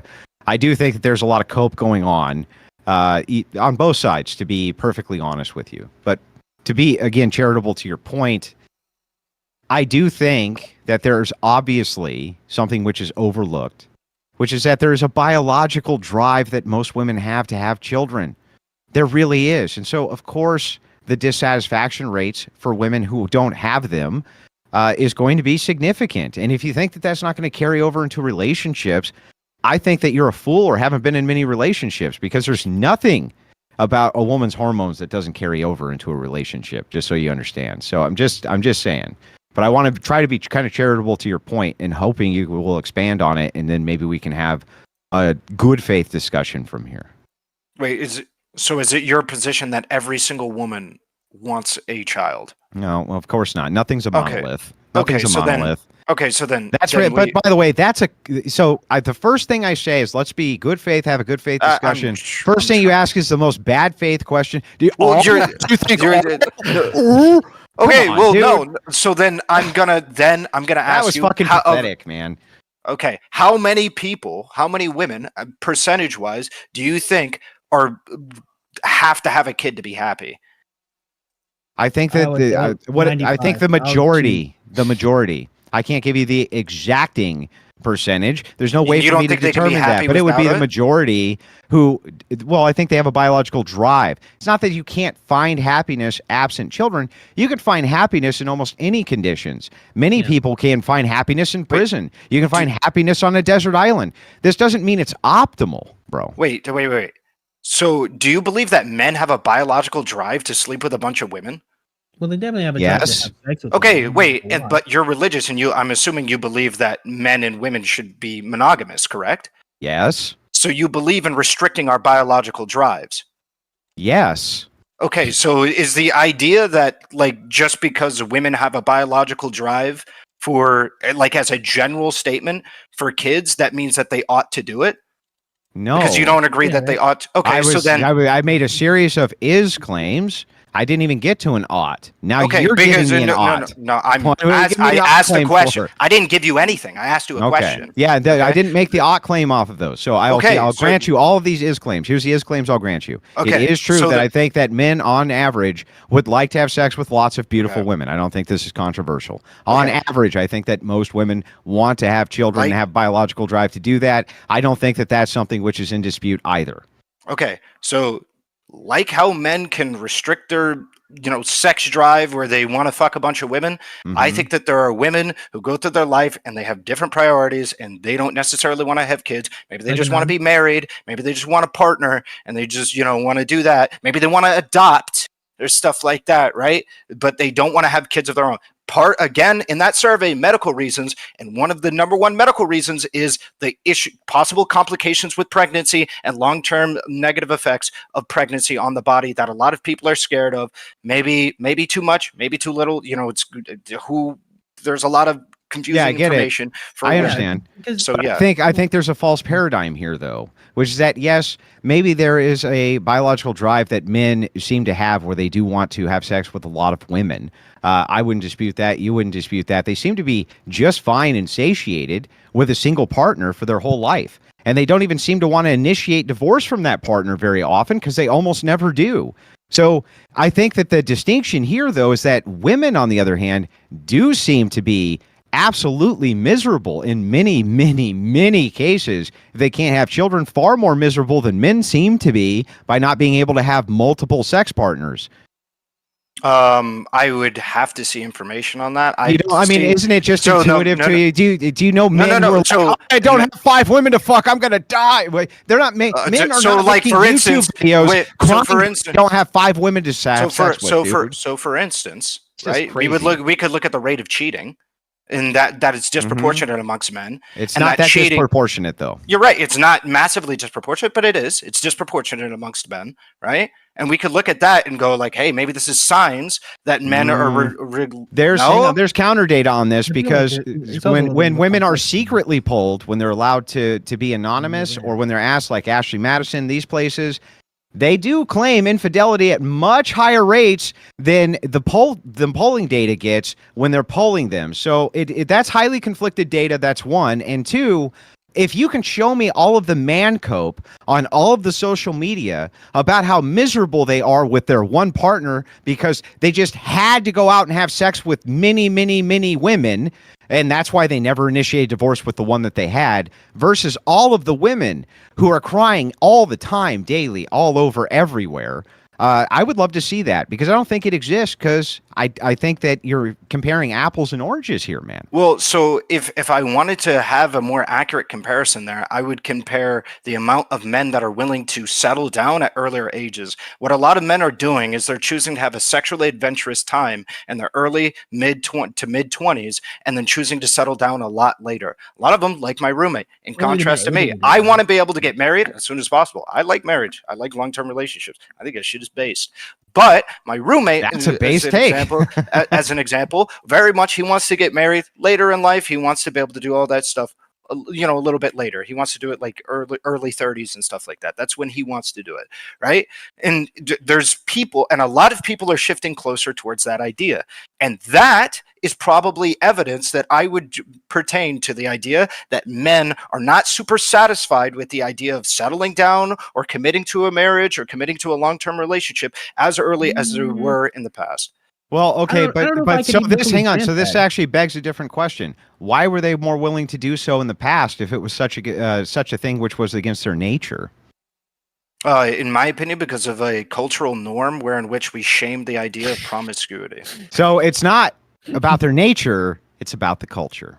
Well, also not just I shame, think- right? I think Would you agree we celebrate promiscuity in our culture, like in media and entertainment? Oh, we definitely do. You know, e-skanking and all that. I don't 100%. necessarily think we do. So I it's think there's a lot of mixed messaging about promiscuity. I do, actually. So like if we point towards like we could pick one of the most popular like promiscuous shows out there, Euphoria. Like I'm sure a lot of us know of that show. Yeah, Euphoria. I'll give Yeah, you that show, it depicts a lot of sex. All of those people are miserable. All of them. That's the whole fucking show, is that they're fucking miserable, all fucking each other's boyfriends and girlfriends. And I think that's most of the media that like teens are watching. It's like, yeah, it is like, wow, crazy, this like sex and shit is happening. But it's also like every one of these people are depressed. Some of them are suicidal. Some of them literally kill themselves. Like and they're like, at the end of the day, what usually happens is they settle in some kind of marriage or long-term relationship, and that's the resolution. a very dissatisfied one, at least from the woman's part, which is what we see pretty often. What, in the media, the depictions? No, I'm talking about like in reality. We oftentimes see that women are the ones who are mostly dissatisfied with the men that they choose, not really the other way around. I think that a part of that issue stems from the fact that there's a significant change in the demands of what it means to be a successful man in a relationship amongst the culture today. Like what it means to be a high value or a man who's worthy of being in a relationship is changing in front of our very eyes. It's being Bruce Wayne, essentially.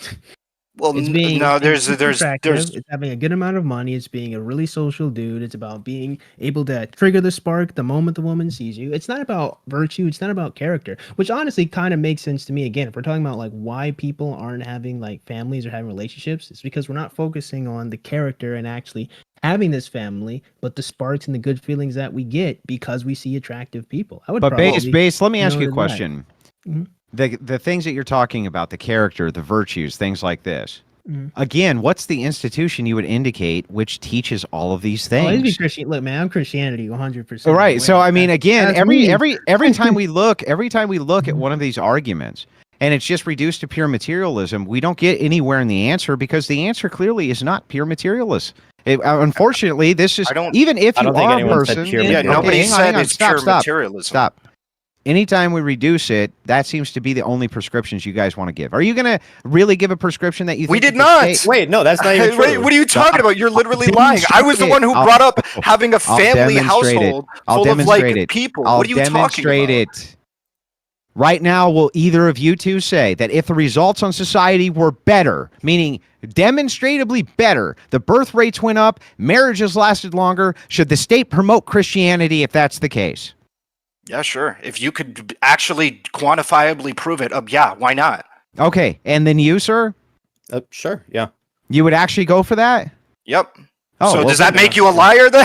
Because then you that's just based. so that yeah, the problem is you can't demonstratively prove that. What you can demonstratively prove is that there's certain cultural norms that Christianity does promote, which are pretty cool. I haven't denied that, and in fact, I think it's really weird for you to bring up the idea that I've been denying it or I haven't been pushing cultural norms this entire fucking You mean time the- when we've talked. Excuse me, I let you talk. Excuse me, The Mr. Excuse me. Mr. Excuse me.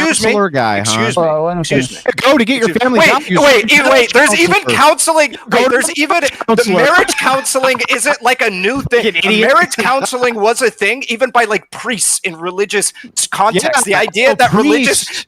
that Priests, marriage dude, counseling marriage is counseling, some I'm shocked. leftist idea that's like only progressive weirdos push is ridiculous. Okay, first off. Second off, right, this entire time I've been talking about promoting family structure, keeping families inside of the household. Something that I wasn't even talking about. That Yeah, wasn't marriage even necessarily counselors. the top. Marriage counselors. That's where you go That's- for I mean, community. you're Remember, marriage constantly- counselors. I love this bad faith. Everybody's hearing it. Everybody's hearing this bad faith that you're constantly You bringing said up. that When shit. you Did I already, say when you marriage already, counselors? when you already agreed with the ideas that I brought up about keeping the family together, keeping them inside of a house, building that kind of community and that bond between your family, I would promote that. But the idea that we have to promote a specific religion doing it is unnecessary. You We can just promote said those we should ideas do it if we- if I can demonstrate if to you, you which, can prove it, So which I you just- cannot. so Which I what just we hang can on. demonstrate. So this No? is the crux then. Because you've been interrupting It me. literally You've been said, interrupting me. is materialism You're the constantly doing is materialism the issue? Can't help You go, himself. yes, materialism is an issue. What about the religious aspects of this thing? Aren't those super important? Yes, those are all super important. Shouldn't we promote those aspects? No, you can't demonstrate it. The reason why the That's in bad religious faith. aspects are important is because they push certain cultural norms that at least I am willing to admit are good. We should focus on those cultural norms rather than saying Christianity is ubiquitously the best. Because I even made a comparison to Islam. Middle Eastern countries are objectively doing better than we are in regards to keeping their family units together as a culture. And so the idea that you're just like, look at Christianity, it failed in the West. It failed. So should I not look at Islam to be able to do that? It's ridiculous. How about instead of this, let's throw all of this away. Let's not look Okay. at specific religions. Let's look at specific Of course ideas not. and praise these people who are practicing cultural ideas and cultural norms that are genuinely good for most people. Okay. And some of these things are, of Fair. course, Okay, so in religious going on down this line of logic, then, what would you say those cultural norms should be that the state pushes to make them normal? Two parent households. I think they should push and incentivize. It depends on. We could talk about ways they could push, but ways of pushing kids for staying inside of the what? house for. I just want to know what. Not the house, just what. They Oh, should. okay. Yeah, yeah. Pushing people to stay inside of their household and build familial wealth for longer than just like, I'm 16, I'm going to go rent my own apartment for some reason and get in a ton of debt and fuck my parents. Like, that shit is lame. Staying with your family and stuff like that. We're learning how to communicate and work with your family members and shit. like Okay, that. so I just want to make sure I'm clear. So I'm not straw manning you, and I'm going to try to be as maximum good faith here as I can possibly be. the norms that you would like to see the state push are 2-parent households, right? Yep. And you want them to push family values, right? Yep. Where does LGBTQ fall into that? I don't think there's any relevancy at all. I mean, besides the idea that 2 parents can also be 2 men or 2 women. Oh, I see. And what if I could demonstrate that the outcomes for the children of those people were worse than if they were from 2 biological heterosexual parents? Would you then say that the state should push that as being normal or not? What you would have to demonstrate is, as a result of them being gay, it is negatively impacting the children. Not that them being gay also has not that them being gay correlates. No, not that them correlates. So, but nonetheless, I literally do think that gay people have better outcomes when they have children, when they adopt, than non-gay people. And then one of the primary, one of the primary people adopt, and they don't have children. So right, and one of the reasons why is something that me and Kid have been trying to get at, which is family planning. Being able to plan for your families, and one of the most important things of that is being able to have the finances in line to be able to plan for your family. So I'm going to ask you again, because I don't understand. This makes no sense. Homosexuals don't have children. They don't. They can't. Right? It's not possible. So they adopt. Right? They adopt children. So, and they don't adopt very many children, by the way. Almost none of them do. Why would you want the state to advocate for homosexuality or advocate for homosexual parents or any of this if they could turn those resources towards strong family binds, strong family values, strong 2-parent households? Why wouldn't you want them to promote that? So, to be fair, it's completely uncommon to adopt more than at most 3 kids anyways, unless you're extremely rich like fucking Angelina Jolie. It's really hard to even get in the adoption list. You're in a wait list to get these kids. So if you're obviously a gay couple, I think it would probably be a little bit harder simply based off the fact that you are a gay couple and the potential people that are anymore. They just deal with the same thing. Yeah, but could be homophobic. We don't really. They outsource. No, we do know. But still, even if it was good for like a teensy tiny percentage of these kids, why would you want the state to waste its resources promoting LGBTQ, gay pride, all this stuff nonstop, 24 hours a day, every channel, everywhere, instead of making the I thought we were being good faith. Okay, you're prescribing the idea that I am advocating. But nobody even said to promote LGBT. Exactly. Hang on. I think you guys hang on. No, Zena's right on it. I'm making the point. The point is that if you were to prescribe these things, do you think that it would be a waste of time for the state to promote things outside of this? Do you think that would be contrary to the point of the federal government for the health and welfare of people, instead of focusing on these things which you consider good values for people, and I do too, to instead also claim contrary values which are not good for the nation? Shouldn't we advocate against those things, is my point. So for LGBT? Yes. Yes. Wait, against the values of a 2-parent household? Yeah. Those aren't, two biological parents. Family values is. Oh wait, you threw that in there last minute. Okay. Of your beliefs, whether you're homophobic or not, promoting family values has nothing to do with sexuality or LGBT, any of that. You can have 2 mothers, you can have 2 fathers, and have a successful family. So but you could be dirt poor and have a successful family. You could live in a desert island and have a successful family. But none of that has to do with the fact that it's not optimal to having a family, for sure. They can't even have children. Here's the issue I have. Children, for example, only a teensy tiny amount do. But still, because adoption is already hard as is, because it's not the normal and it's not pushed. So we're just discriminating against the gays. So then, with being Christian or whatever and being against abortion, people are forced to raise kids because it's a sin. This is that and third. It is a sin. Whereas if the kids did not have the abortions and had the children and adoption was made easier, I do think that gay people would probably get more children. Oh, okay. Well, then tell me what is a single barrier that's in the way of 2 homosexuals adopting a child, if you would? I just said the long wait list to adopt. That's everybody, not just homosexuals. It's a little bit longer for my. No, well, tell me what the distinction is. Show me that gays have to wait longer than heterosexuals. I'd love to see that data because it's nonsense. Depending on whom you're adopting. Are you private adopting? Are you public adopting? That's not my question. My question to you was to demonstrate that it's a longer wait period for homosexuals than it is for heterosexuals to adopt a child. That's bullshit. That's Right, one. but understand that heterosexuals can have their own children. So of course, Yes, of course they can. We're talking about adoption. yeah, they can have heterosexuals can have their own children, whereas gay people can't. They're What does that have to do still with on a adoption? We're wait talking about list. So adoption. while gay people are on a wait list, mind you, gay people just got Straight people are on a wait list too.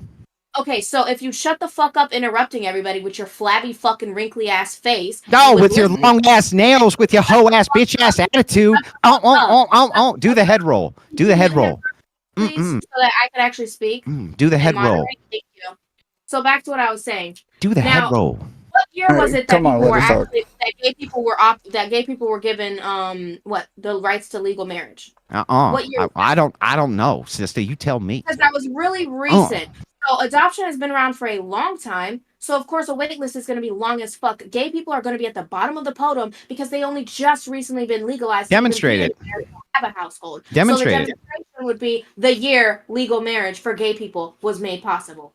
Demonstrate that the wait list for homosexuals for adoption is longer than for heterosexuals, you airhead. Yeah, so They're Xena, at the he's asking. bottom of the list, you dumb fuck. What is that? Hold list? on. What does that mean, Xena? What does it mean for them to be at the bottom of the list? Okay, so let's just do an example. Okay, let's say adoption's been around since 1920, right? Let's just say that. So there's a wait list from the regular heterosexual, right? It's building up. Say we've got like 1 million people on that wait list now, right? That's the heterosexual people. Now let's say gay marriage, to be able to have two parents in one household, just was made legal last year. That's 2022. They're on the bottom under that million, basically. They're just now hitting that wait list, is what I'm saying. They're not going to be put on the same fucking regimen as... Now, I'm sorry to have to be the one to point this out, but you do realize that heterosexuals will also apply underneath that same million people, just like homosexuals. Can you demonstrate that they have to wait longer than the homosexual? No, newer people, if I went to go get on a wait list right now, I would be on the bottom of the podium. That's what I'm I trying see. So this has nothing to do with homosexuals and adoption at all. You're just stupid. You're trying to say that homosexuals opt not, that they mainly opt out of getting fucked. Like, you literally sound retarded as fuck. Hold on. So Andrew, I'm the one who sounds retarded. I see. Wouldn't the question? Homophobic that it's bad for society to have two fucking parents of the same sex. Okay, so Andrew, wouldn't the question be? Hold on. Wouldn't the question? Hold on. Wouldn't the question be whether or not those kids are better off in an adoption center rather than in a home with gay parents? Like, isn't not whether or not it's like a man and a wife, like heterosexual couple, but because lots of kids just aren't going to get adopted at all, and they're going to grow up their entire lives and age out eventually. So isn't it better? The question is, are they better off in an adoption center versus in a gay parent household? Which I don't make know. her own arguments. No, I'm asking. That should be the question right now. Yeah. So I think I understand what Andrew's trying to say, right? He's saying that if we have a small population of homosexuals who are adopting, why would the government push that small population over the hundreds of millions of heterosexual people who can actually just naturally have children and have those families? Why would they need to make a distinction at all? Yeah, we can walk and chew gum at the same time. Well, we could. Why aren't we? So then why are we focusing more on homosexuals being able to have these families than the heterosexuals? Like, where is the push and the cultural push and all the different, you could even say movies or just the people having the conversation, the debate? I would argue we should have more representation, more of a push to be able to have two-parent households, to be able to keep the family units together. So what should we? Nobody here is disagreeing with that. Has better results for children. Mm-hmm. Yeah, I don't know. Though. The language is kind of loaded. When you say two parents, do you mean two biological parents? Because that's what I'm advocating for. Even okay, so then that's where we would disagree then. I think having two gay parents is better than being in an adoption center your whole life. Yes, that is demonstrably. Well, okay, great. It's so I would say that having any parents is better than like getting beaten to death on the street. I don't know that means anything. It's a total non sequitur, but no, it does. Moving back to pushing, pushing gay parents. I'm going to make my argument, and you can pushes for kids to get out of adoption centers because, like you said, they rarely adopt. Parent because no. excuse me. I said pushing gay parents, right? So Mhm. when we're talking about pushing gay parents, the only way that they can have kids is through adopting. And therefore, we get those kids who need a home, we get Mhm. them a home. So pushing for gay Yeah. people to be able to have children Mhm. by adoption is good for those children.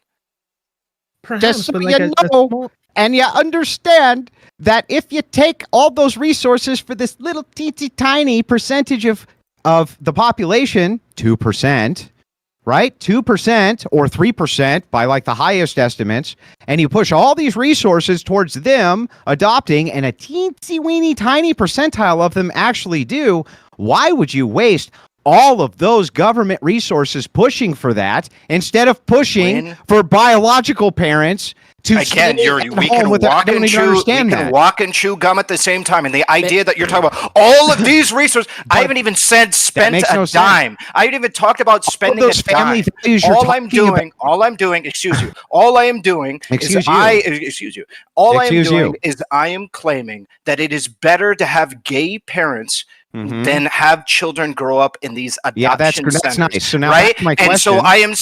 I am saying Mhm. that it is absolutely the case that we should have an imperative to push these gay parents, gay people to adopt, to become parents, so that way they can give kids homes who actually exist right now. Right. But the problem that you have with this is that you're using a ginormous amount of state resources to promote. When have we talked about state resources? When? Because you're Where? not saying right now? because- This is my counter argument to you, you fucking idiot. Listen, I what never I'm saying. said about allocating any state resources. I'm saying All I said was pushing. you're okay. Okay, then you're listen. fighting demons because I didn't say it. You say we should push for gays to adopt. Who's pushing Yes. resources, moron? Media, like Base was referring to, media depictions of gay parents being normalized.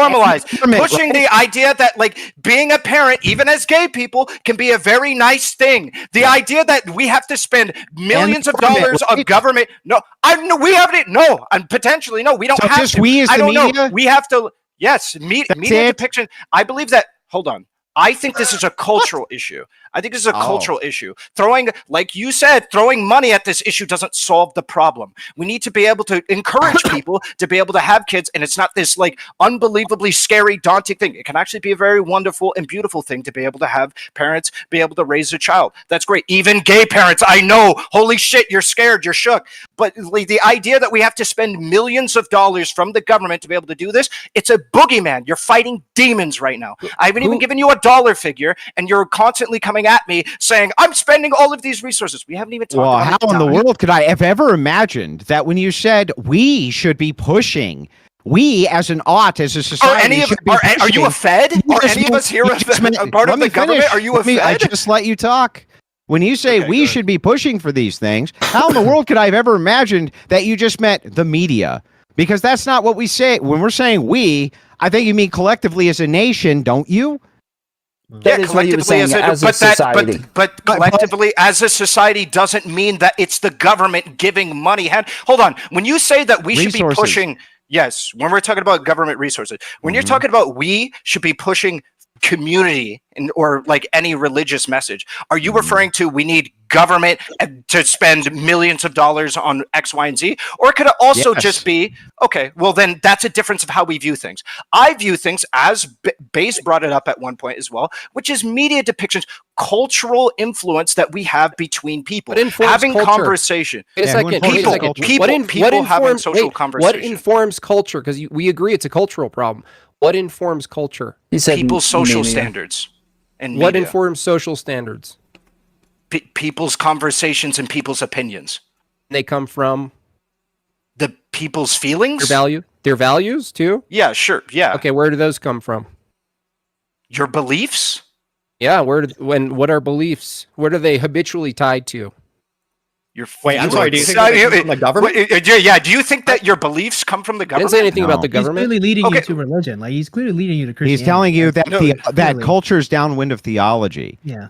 and culture and government is downwind of culture. Hold on. So just in your mind then, if there was no religion, there would be no such thing as culture. There is no such thing as culture without religion. Name a culture without a religion. So you believe every single person Answer who is my fucking question, I am then. answering your question. Then do you it. idiot. Then do it. You believe agnostic people have no No, culture? you're asking me a question now. Answer my question. Name a culture that has agnostic no people religion. have culture. What is the Agnostic agnostic people. culture? Can you tell me? What is the dish? What is the official dish of the agnostic, sir? What is the official What do you dish mean of the agnostic? There isn't an official Because dish of culture Christianity agnostic, either. You fool! So tell me again. What is real the quick. official dish of Christianity? Give me real quick. Can you tell me a single culture on planet Earth which has ever existed absent religion? Any? Increasingly, the United States. Okay. Any culture absent religion? Just one.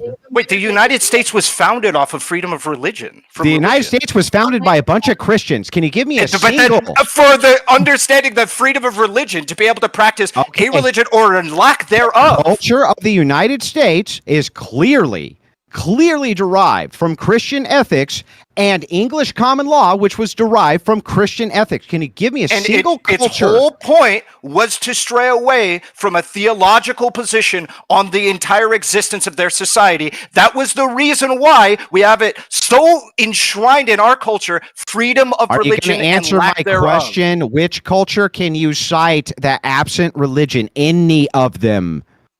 Are you looking for like a state? Any culture which has existed in all of human history absent religion.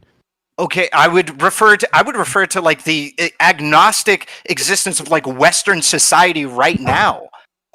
Yeah, You think the culture of the West exists absent religion? That is it codified. Yes, the freedom of religion, the lack thereof. Yes. Okay, hold on. We're gonna come right back to this. I don't know if anybody got questions through donos, but if anybody's watching any of these streamers, send your question in through the streamers.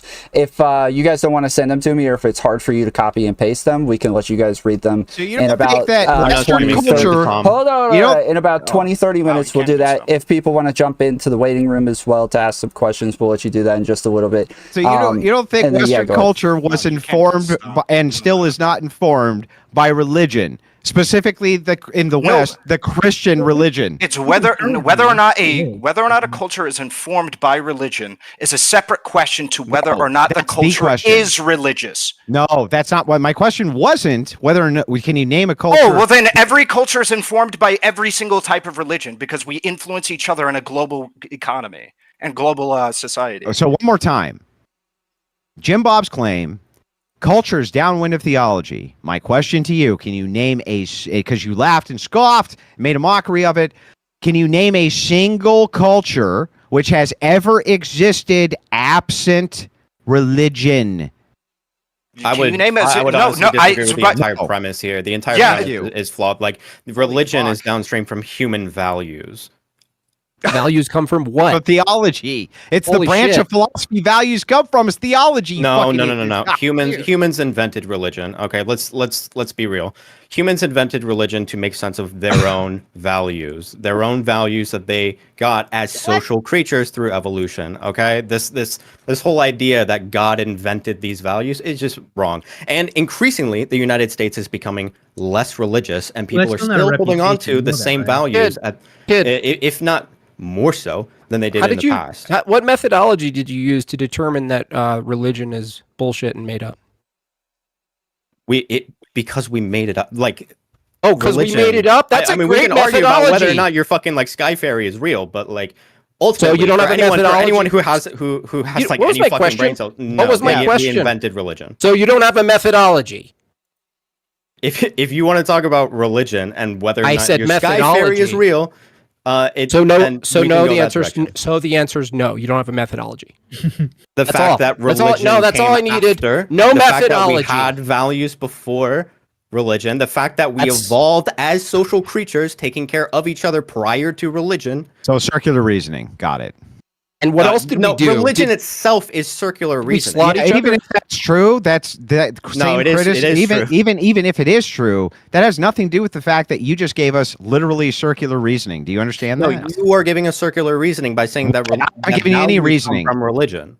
Would you accept the Soviet Union as an answer to your question about whether the basis a place of it that was existed Orthodox Christian. No, they literally no. slaughtered religious people in mass. The Orthodox. They that slaughtered is the the thing. Orthodox. Yeah, Bad that's true. people do stuff. Wait, Yeah, no. Okay, that thing so do happened. you agree then that that is an example of a culturally a-religious massive empire? Is the Soviet Union? No, Why? because what they tried to do was they tried to purge out the thing that informed their culture, and It when didn't that work. thing was purged out from the information of their culture collapsed. Yeah, it didn't work. It doesn't. No. It doesn't. It doesn't matter whether or not it worked. What it mattered is that country was founded off of the idea of secularism. No. There was a portion of their constitution which was derived from that. Indeed, And yes, they killed in mass religious people. that's true too. Yes. Correct. So Yes, that is but I an would say example that of a is their culture. theology. They worshipped their Stalin as a god, just like. Oh, okay. So we're just shoehorning anything. Okay. So Okay, yeah, we're What do just you shoehorning. think theology is, bro? That's how. That's how. What do you think theology is? The idea that there is a guy who was a dictator that they looked up to, and What do you therefore think it's a theology religion is? the same as like Christianity or Islam is laughable. What do Can you think make a theology religion is? of men? Yeah, I think you Can can. you could make a religion with someone as the head, right? Where you treat them. You can make a religion out of somebody who is currently existing or shit like that, right? Yeah, okay, so Christianity, then it's theology. Jesus Christ. No, Right. just because there is a dictator doesn't make it a theology. What Okay, that's makes it a wild and theology? Can you tell me? ridiculous. What makes it So, a theology? A faith in a individual or a concept or an Okay. idea So that then it's a theology. no. Yeah. That has no. Like you're describing. So hold on. Then do you think If you worship a do you man think as a it- god, is that theology? he wasn't worshipped as a god? Yes, he was. No, But if he we- was worshipped as Yes, a and so dictator, was as a Mao. man who was. No, he was worshipped as a god. So was Mao. So were many of them. Would you Okay, like so you think citations so? for this? Do you think every single dictator was worshipped as a god? No, but I give you a specific example of many Okay, that can you were. give me a couple of dictators who are not worshipped as a god? As yes, I think that Pol Pot was not worshipped as a god. Okay. Do you think that, for instance, how about Hitler? No, I'm not. I don't know. I'd have to think about that one. Maybe by some sects, but not the Would you same way accept, that would you Stalin accept was. religion, let's say, to just to meet in the middle, the religion Yeah, as a Pinochet is another good general, example. right? Because theology is a little. I agree with you that when we get into theology, we're actually probably getting into a whole branch of existing known beliefs. But let's say generally religion, like if the argument is culture is downwind from religion, let's say that even the examples you're giving, we could look and see men making a religion of a concept, a religion of an idea, Right. a religion of a leader, right? And elevating them beyond some normal status, right? We see this habitually, correct? I think I would meet in the middle here, actually. I think, personally, I do think that communism was sort of invented as a replacement for Christian ideas, and Yeah. communism became like the new heaven. Yep. And it kind of calls back to a lot of classical, like Christian ideas. It seems almost fundamentally Christian to me in a lot of ways.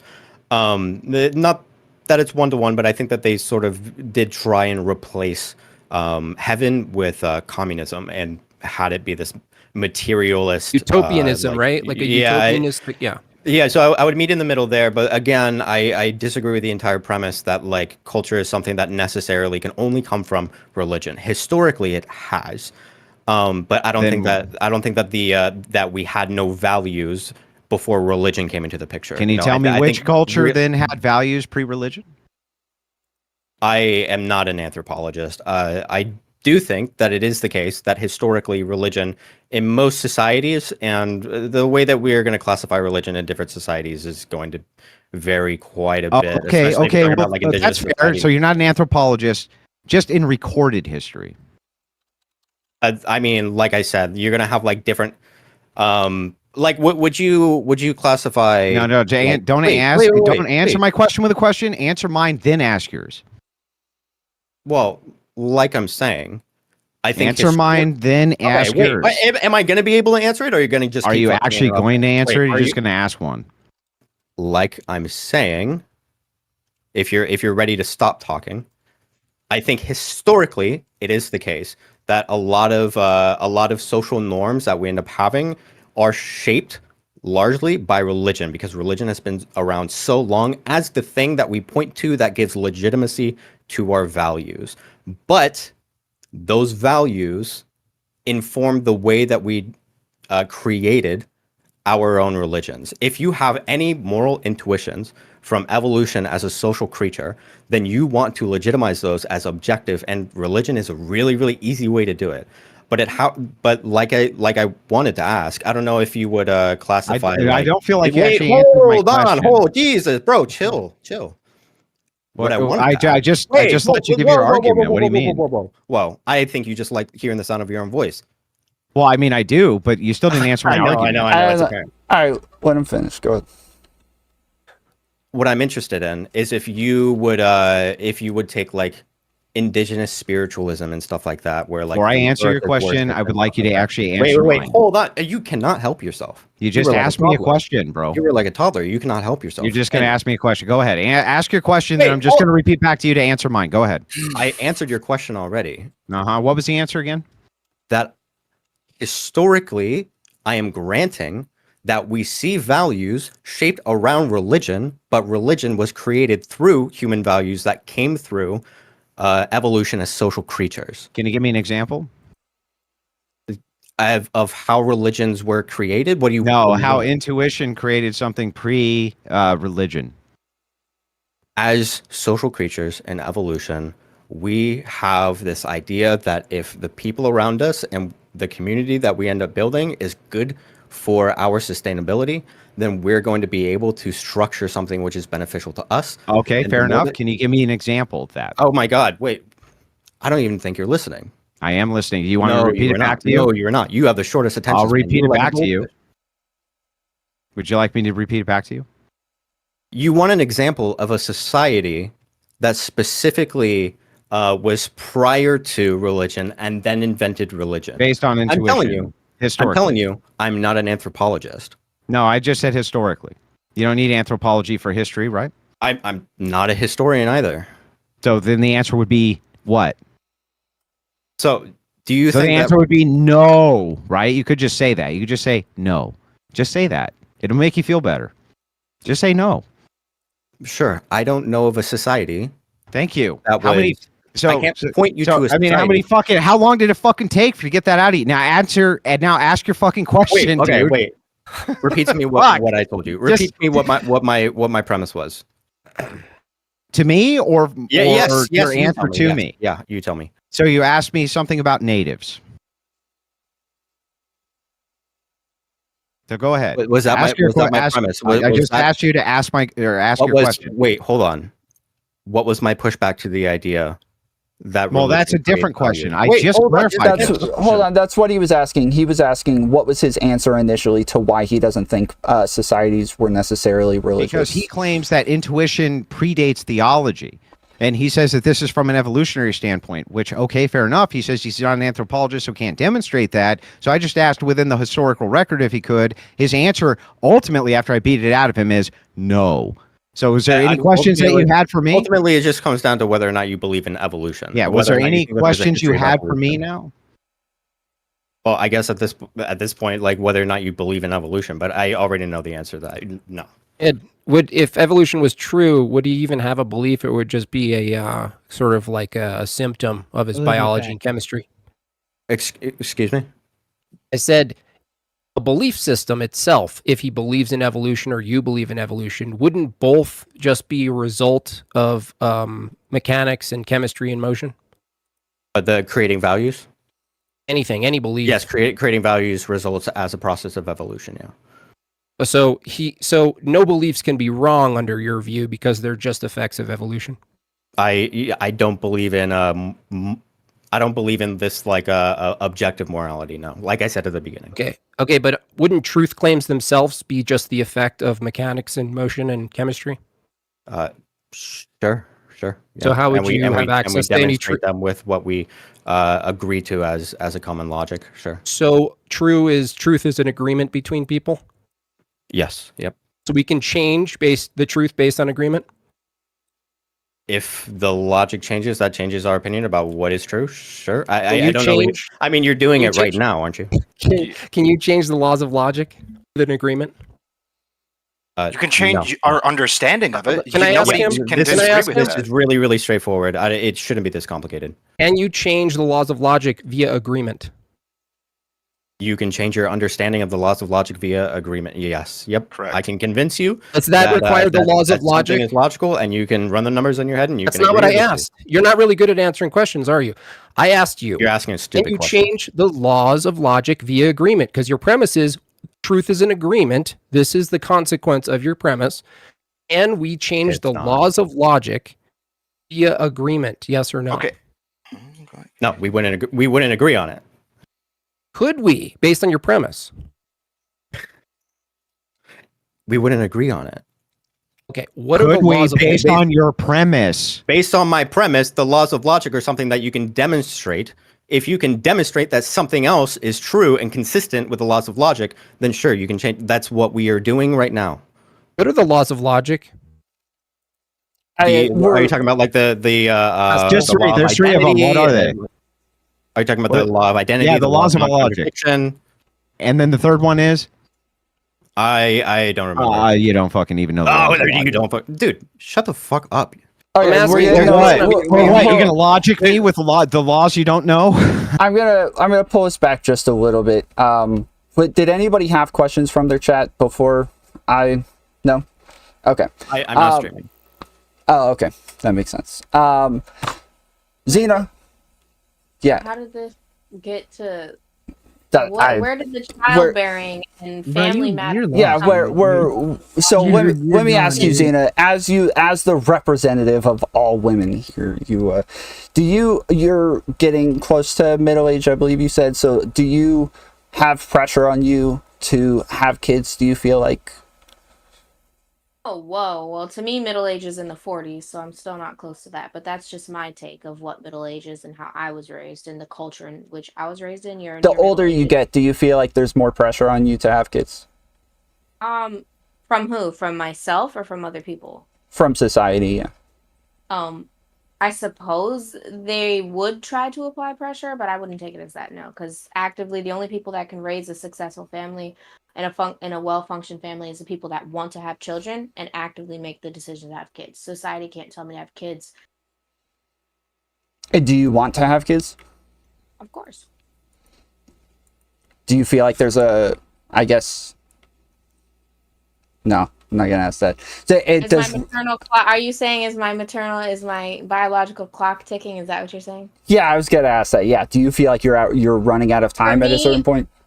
Not that I'm running out of time. I use that as an excuse to rationalize the fact that I just wanted to have kids.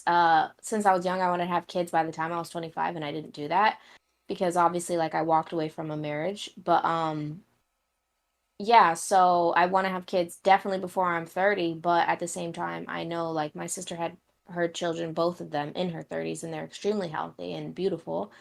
So I know that that's possible. And then, I mean, I have family members that all had their kids in their 30s. My mom's the only one that had, like, us in her 20s. I had a question, Tom, if you don't mind, if I follow up with Xena. Xena, is it true that you're an actual witch? Yes, I am a witch. And what type of witch are you, Xena? Probably closer to neo-paganism. Neo-paganism. And what Yeah. does neo-paganism entail doing rituals to get a result that you want? You mean like what, fertility rituals? Is that possible? Well, whatever type of ritual that you have, it does entail you doing this ritual in order to gain some result that you want. Is that right? If you follow it in if you're in a religion, you could, yes, but I'm not in a religion, so no. Well, I don't understand. How do you practice witchcraft? Okay, so witchcraft is just a word. Saying a witch is a word. It's just master of energy. That's literally what it means. The word witch comes from the word wick, which was energy. A wicca was a man and a wiki was a woman, and they're masters of energy. It's about I don't know if you we're talking about the laws of logic. Yeah, so I have studied witchcraft. Yes, in depth. Okay, but so you know about like law of attraction and stuff. Yeah. So the law of attraction specifically is what I wanted to ask you about. Do you believe? So do you believe that via the law of attraction that you can essentially will into existence using your own mental faculties and bring them to fruition, the things that you want. Absolutely, yes. Do you 100%. recognize, in order to do this, necessarily you would be manipulating people's free will? And let me give you an example of this. Let's assume for a second that you wish with all of your heart, mind, and soul to get a bicycle. This was actually something which was stated inside of a famous movie, which was about the law of attraction. And one day, yeah, The Secret. And one day you go out and there is a bicycle there, which was delivered by somebody. I want you to think about the process which was involved in people manufacturing that bicycle, delivering the bicycle, and dropping that bicycle off at your doorstep. How many people's free will have you affected by wanting to get that bicycle? And can you tell me why that would be moral to do, even if it did work? Okay, well, in The Secret, one, they don't talk about it taking away free will. It's actually how you can't affect somebody's free will at all. For example, Couldn't even it with though? love, you can't love That's spells, confusing to me. you Like, how would somebody can't- manufacture an entire bicycle Okay, for well, you and then that's drop it not off how to you? that happened. That was an example that was you. If you remember, I don't know when's the last time I watched all the time. I have the books. I still have the movie. But no, that was an example of basically when she was talking about how if you want something, it's good that you have to think about it for a long period of time, and the universe doesn't give you what you want instantly when you think about it. Right. And that was one of the examples that was used as to Right. why it's better that we have to wait for something that we want. So with that being said, that wasn't the example of how law of attraction would work. For example, if I wanted a new car, by using law of attraction, I'm driving my old car. You're supposed to be in that state of imagination or delusion where I would picture myself driving in my new car to work, by the way, because you actively have to take the action to make sure you're working, make sure you're in that limelight to get the new car. Visualize yourself driving the new car that you want and actually feel how you would feel if you were in that new car. And that's how you bring in the manifestation of it. It doesn't mean someone just How went does and it made the manifest? car and I'm delivers sorry. to it. I was trying to get us back on topic. This I is, feel like hang on. we're going. No, it is on topic. Let me just It's finish. not I'm almost taking anybody's done. free will. I'm almost done. Somebody had to manufacture the car. Somebody had to build it. They had to put in the engine. This required engineers. This required all sorts of different labor which went into this car. How would you possibly manifest this without affecting other people's free will, unless it was just what everybody else did, where they went and worked hard for the car? Can you explain that to me, Zena? What it is you put your law of attraction isn't about instantaneously just wanting something. The universe takes the least resistant path. So if you wanted your new car, what are you going to do? You're going to be visualizing that new car so much that you're going to affect your free will, which means instead of making excuses when your friend calls you and says, hey girl, let's go hang out, you're gonna be like, no, actually I picked up a shift. Why? Because your mind is focused on, I have that new car. That new car is mine. It's mine. It's mine. It's mine. So you're not going to be hanging out with people. You're not going to be distracted. You're going to be putting yourself in the position. So you're just going to work hard for a new car. That's pretty much what it is. Yes. So you're just going to work hard for a new car. So then there is no actual law of attraction. There's a law of you focusing on getting a new car, and you get one because you save up money. That is the law of attraction. It's attracting that energy that would put you in the least. Yeah, well, the reason I feel like this is pertinent to this conversation, because I know that you want me to tie it back in, Tom, and I think that's totally fair. The reason that I bring this up is because could you do the same type of visualization for a child if you wanted to, let's say, have a child?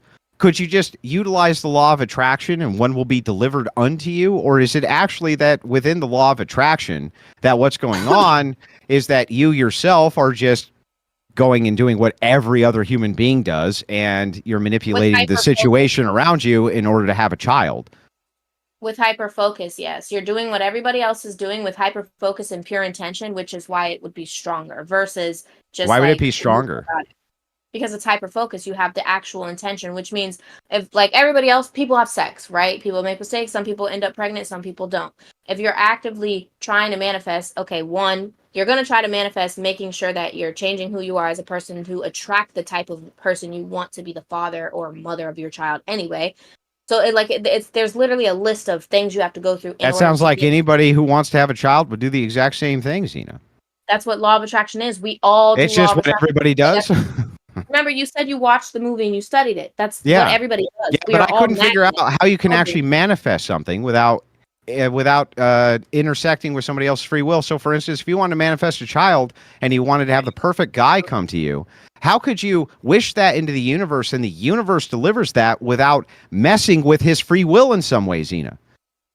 Because that wouldn't mess with somebody else's free will if it's the least resistant path. It's something that you're supposed to be with. Like, for example, obviously you're going to attract the type of person that's wanting the same thing as you actively, that's on that same frequency. That's what, if you watch The Secret, remember you said you did, it's about frequencies and energy. So if I'm trying to attract a certain type of male, right? It's like sonars. It's going to pick up that same frequency, which means that male is actively looking for the same type of frequency and it would draw two people together, not really necessarily affecting anybody's free will. No.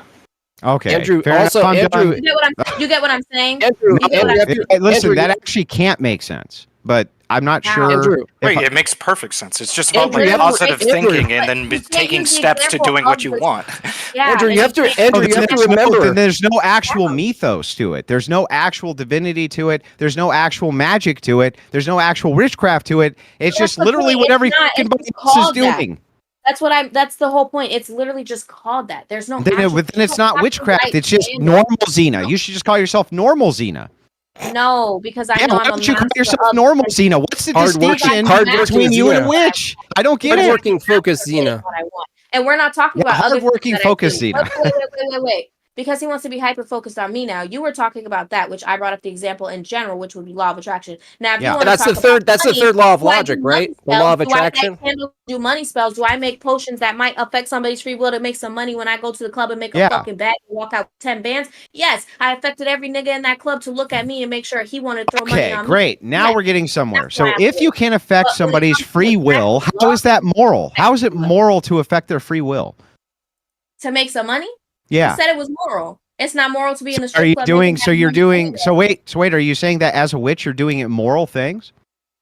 When did I say that? Well, in my beliefs anyway, it's not moral or immoral. It's do as you will, but harm none. So Who has the will? You know where that comes You're from. not right? harming will people harm by them. you're not harming people by making them drink or you drink a potion or they drink a potion or whoever drinks a potion and they give you money they wouldn't ordinarily give you. That's not harmful. my nigga, this is not hocus pocus. Who was Yeah, drinking potions? That's your example. That was your example. I said, do I Can we like get this back on track? Yeah, I gotta- I think I the gotta- idea was supposed to be that he thought she was like Yeah. verbatim? I said, doing some I light my satanic own shit or something, candles but and she my isn't. That own is incense. satanic. She Okay, just said okay, that she would hold affect on, people's hold on. free will in a second. I said it Okay. people's Okay. free will to look at me in the club to be more Alright. Yeah, attractive. to give You you money. guys- Affect free will to give you money. Okay. Hold on. You guys can set up another conversation. I'm sure it'd be That's a good not combo. affecting But people with no potions. Ain't nobody irrelevant. drinking I wanted to potions. ask you. So earlier you were talking about the fact that you would want, like, if we were going to incentivize people to have kids, you would want to do it through like counseling and crap like that. How would you actually get them to do that without like stigmatizing the inverse of not having kids? Oh, I would be very open towards people saying I'm happy without kids, without like shitting on them. Like, I think there's a really big narrative that like somebody saying, "Oh, I'm happy without kids," is like somehow shitting on people who choose to not have or choose to have kids, and it's like this weird battle that we have between people who like the idea of having children and growing a family and people who don't like the idea, that we're like constantly fighting each other, but half the time we're not. We're just like, hey, I really enjoy spending time with my child, my son. It's really nice to throw the ball around with him. And then people freak out. And then with the opposite, where there's just people who are like, yeah, you know what, I like being in my 30s and not having to worry about a kid. And then people with kids freak out. So encouraging people to just chill the fuck out and live and let other people live their lives in the ways that they do, but also educate people on, the idea that marriage and shit has pretty positive outcomes on a lot of people's lives and their happiness long term. There's a lot of information to show that, and then just be like, hey, this is an option, but How would you get that Don't. education out, though, is more so my question. Oh, Like, how sure, would you get them to start doing it? Primarily through interpersonal conversation, media depictions, and things like that. I don't think How we would could you talk get about like media to government. start doing that? How would I encourage media to Yeah, start so doing like that? if Yeah. media Like right now us has going like a on social business. media and like shitting on or demonizing weird depictions of whatever we dislike. So like let's say that there's a depiction of I've seen a couple depictions of like just just like a white family being demonized as like weird or this like outdated idea, just like a white Christian family, and like that's it. and then they're like this outdated idea. It's like the fuck, who the fuck The cares? dopey They're just like, dad, the dopey dumb they dad must that's be never Aryan like race supremacist. yeah, exactly. Yeah, that kind of shit. It's like, what the fuck, just let them live, bro. They're, you know, they're happy with the fuck, right? Shit like that. Be like, if we're demonizing that, be like, hey, the fuck are you doing? And then also just genuinely just having depictions of these people living their lives and being happy, and that's it. Not saying, and you should do this now, because that seems to be the problem. It's like usually that. And let's even talk about the woke stuff, right? The woke stuff is woke stuff. Fucking Like woman prattle. integrating Fuck. people into media, like minorities into media, and then going like, and you guys should like not be racist. Like, that's cringe. Everybody finds that cringe, Andrew. right? So what should, sorry, just closing, what should be done is just have cool people, happy people just exist in the ways that we view as culturally positive. And then Made by Jimbob, pretty much the same question for you. How is it that you would actually get people to have more kids and like incentivize better family structures? Well, I would get into, I'd like to get into their moral framework. Of course, it doesn't happen in this broad scale. It could, like you said, you can take media, you can present and demonstrate happy families. I think persuasion. I think more men should intervene with other men and not just take this aloof approach, like a libertarian approach where they just, oh, you do you, bro. I don't think men do well with you do you, bro. I think that men actually want that older brother sense, or the father coming in and Sure. dropping the hammer down. We enjoy that. I grew up myself with 3 brothers. That certainly helped and guided and informed what I ought and ought not to do. So I think I do agree with the other guy. I forgot your name. Media in the West especially, it's just so dominant. It's like anti-kid, anti-natalist. Every kids are terrible. Kids are horrific. Let's make a movie about a baby that kills, the parents. Everything's bad. Everything's a whiny, complainy parents, right?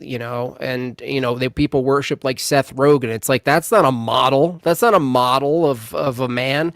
So I think there's a cultural issue, and again, the debate tonight actually went mostly to what informs culture, and I think Christianity informs culture in the best possible way, in the most coherent way, and the way that produces the best goods in the world, both externally, sometimes materially, but certainly it produces the most fulfillment for people. And so I think that's a good question, but that's not like some short topical answer we can apply like a Band-Aid. It is a generational thing.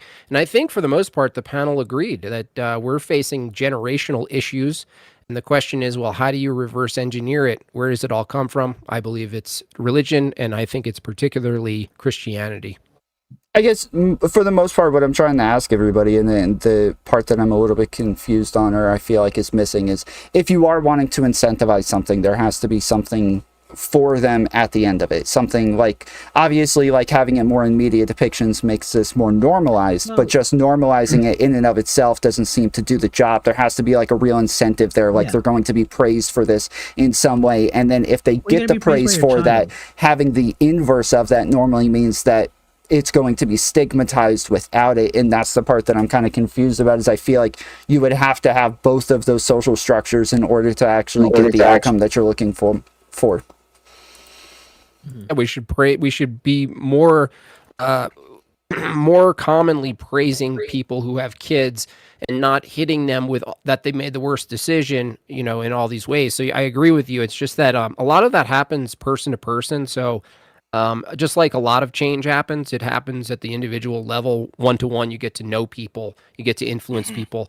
But if that happens at the widest scale, but it's still one-to-one, one-to-few, I think that goes a long way. It's just not a short jump. You don't just jump the brook and you're at the other side. So Well, I think shaming too. Shame works too, by the way. Yeah. Calling men, total just calling them names for not having kids. I think that goes a long way for men. I don't know about women. I don't know what pressures women exactly, but I do know it works for men generally. But Tom, too, kind of in response to this, even your premise really points out the problem. Which is, you're like, at the end of the day, you have to incentivize people. No, you really don't. That's the whole point of the premise here, which is to say that religion is to tell you that you should lack certain things, that certain lack is good, that certain not having of certain material things is actually good for you. It's not bad for you. You should not indulge in every one of the things that you could ever possibly imagine in indulging in. So your premise to even incentivize people kind of shows and demonstrates to me that you don't even understand the foundation of what we're talking about here, which is like, look, we don't necessarily need to incentivize the population by giving them something material at the end of the rainbow, okay? Or by trying to give them something which they're gratified by. Okay, what we can do instead is we can make a what's called a mental push, or a propaganda push, even though propaganda has a negative connotation. The reason I use the words is because people are familiar with it. But if we did push really hard that maybe materialism's not the answer to everything, that maybe you shouldn't expect a reward for every action that you do. The only buffer I've ever seen which promotes that is religion. I've never seen anything else. The state can't do it. People in philosophy can't seem to do it.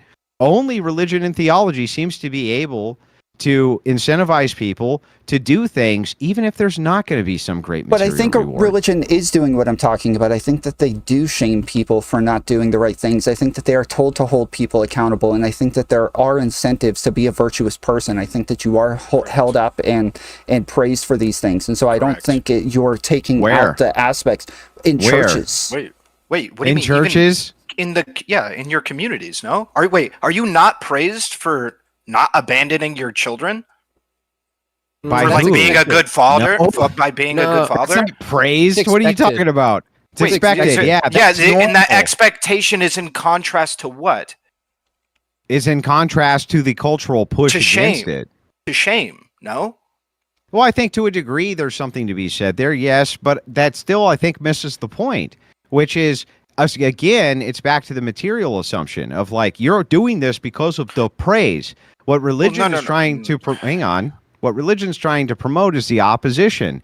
You're not doing it because it's the praise. You're doing it because it's the moral correct thing. And it makes you feel good to do the moral correct thing. No, you don't always feel good. Sometimes it doesn't. Yeah, sometimes it doesn't make you feel good to do what's right. No. You're because you're confusing something. No, I'm not confusing you. Okay, because you're confusing something. Because the reason why, because I was religious too. I grew up religious, and I actually do want to get to a separate part about y'all's prescription being religion.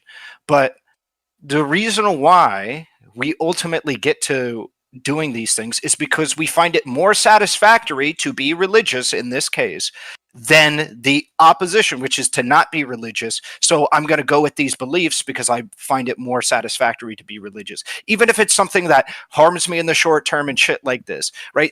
What you're essentially talking about is incurring a short-term penalty, or maybe even a long-term penalty, in exchange for fulfilling a desire to continuously practice your faith. That is what you're doing. The problem with this position is not only is it unfalsifiable, but it's actually silly. So how could a person demonstrate to you that they did something, even knowing that that was their duty and it would not be good for them? You could always make the rejoinder, well, you must have thought it would be good for you or you wouldn't have done it, but you can't demonstrate any evidence for that. You would just have to be projecting that onto the person. You're not. There's no evidence that you could possibly give me for that, dude. No. So I feel like you're missing my point. Okay? Well, then what's the point that I'm missing? That's what I was just about to get to. So the whole point of what I'm trying to say is that ultimately you have a goal that you are trying to achieve. Okay. And I understand that goal has self-sacrifice built into it, but there's many different goals outside of even religion. To you again, you're going to keep interrupting. This so is an important hold point on. No. I'm going to finish. You can interrupt for clarification. What is self-sacrifice? Self-sacrifice, right? In this context also applies to different areas that are outside of religion as well. I will explain what self-sacrifice is. There are doing things that you don't want to do, that you don't gain pleasure in, that you may not even gain material benefit for, that might positively affect either your outcomes in some specific way, other people's outcomes, or maybe a belief that you hold. And maybe it's an ideological belief. You die for something that you consider to be good, for example. So why would you right? find that to be satisfactory, more satisfactory than the alternative, except that you're just intuiting that for everybody else? The reason why is because you're doing it.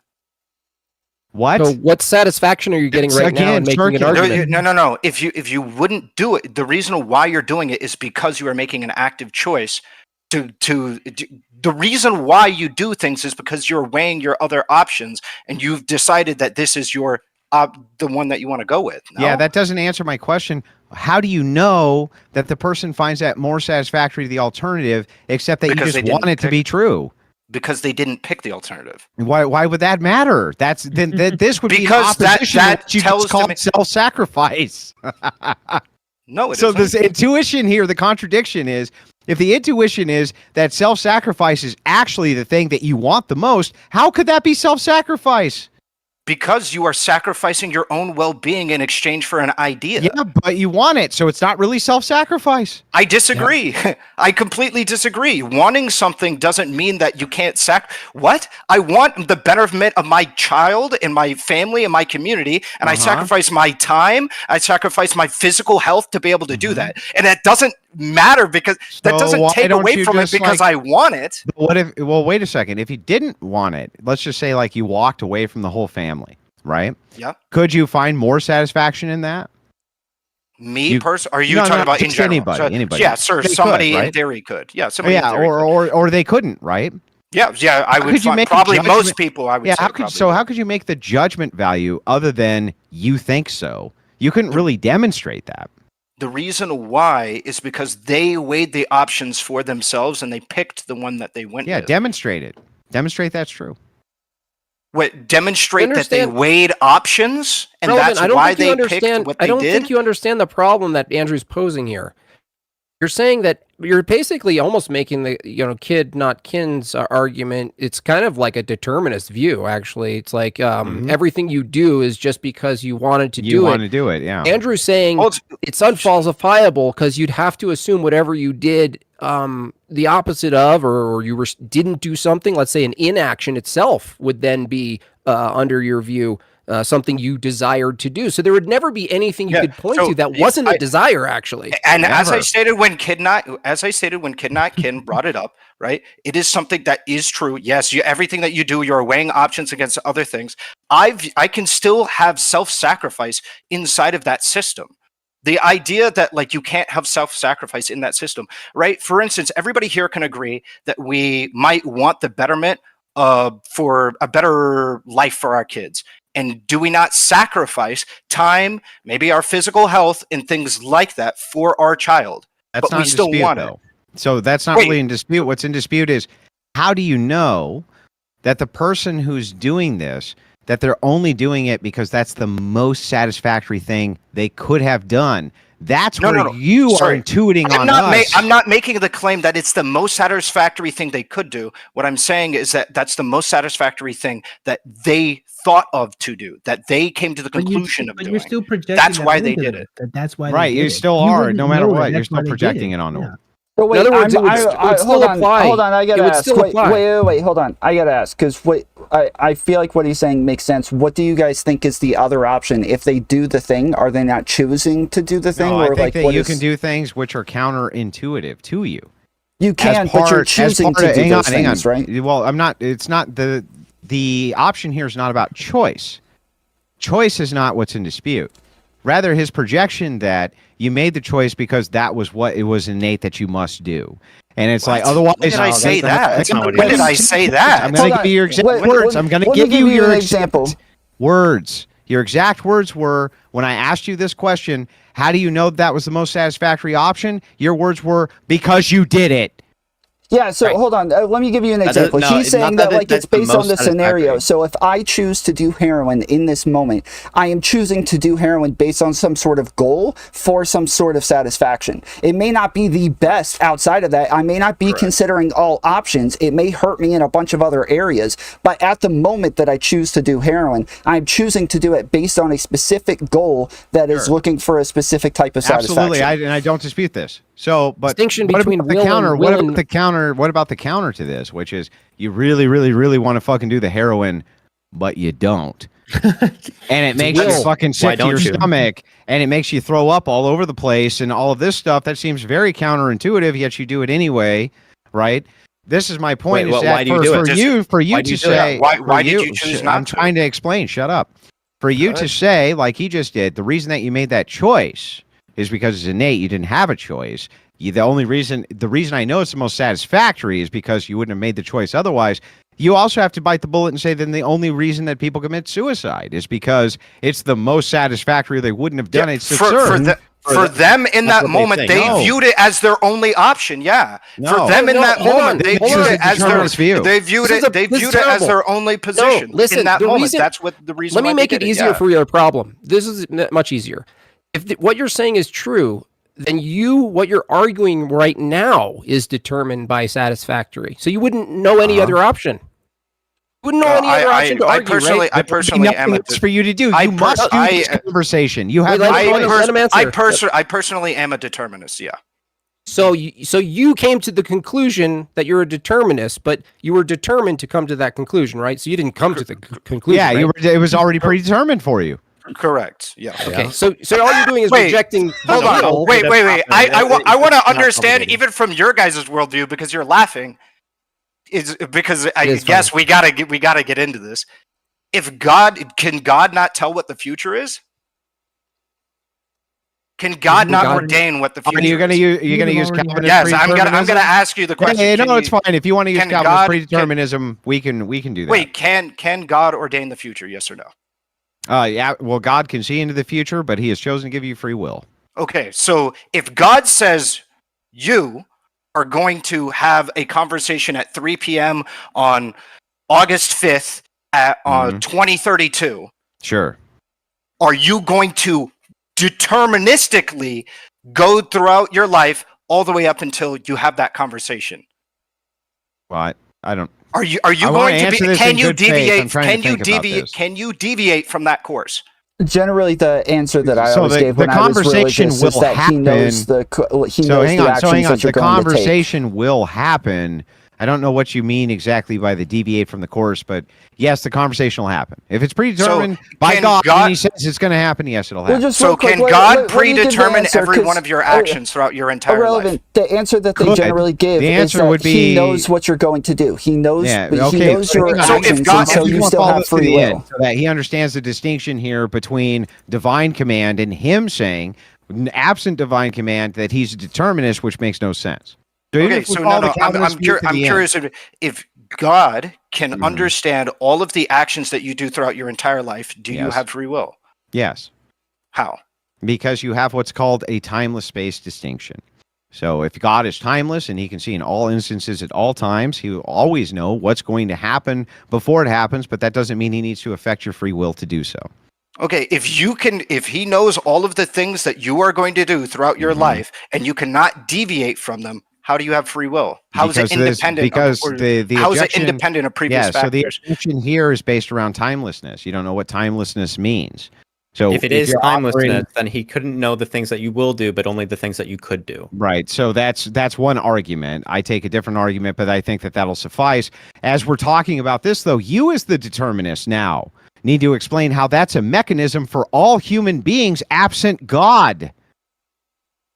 Me personally, Yes. I believe in physical interactions, and I don't believe that matter can be created or destroyed. So do you given not? our So you don't have a understandings. belief then? You don't have a belief then, right? I do have a belief. That is No, my there's belief. no He you. just told you what it There's was. no you. There's a mechanism that has a brain that produces That sound out of a determines it. mouth hole, Cor- right? Correct. You Yes. don't come to beliefs, right? No, I do through the mechanisms you throughout can't. my It's out my determined. mouth. So there's hole. no you. There's no you. You There are is the a me. mechanism. There is no, a there's me. what? No. The distinction you, in your view, would be a body that's purely physical, right? Correct. So the I, is that physical? Yes, I am physical. Me? Yes, no, I no, am physical. no. The I, the mind, the I, the being. Yes, that I believe physical? that is physical. So the mind is physical. Yes, my mind is What- physical. okay, so where in your body is your mind, and what is it made out of? It is a collection of neurons that are firing inside of my brain to be able to present to me a conscious experience. So your mind is a bunch of activity, right? Correct. Okay.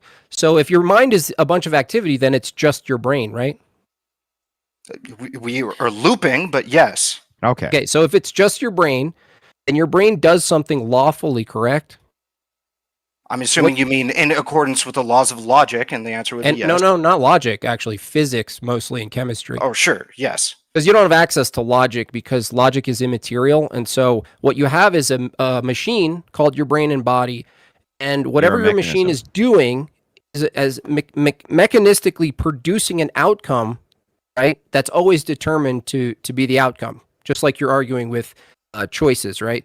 So if that's true, just like I used on Kid down here, all knowledge for you, you can't know anything based on your view. Do you agree?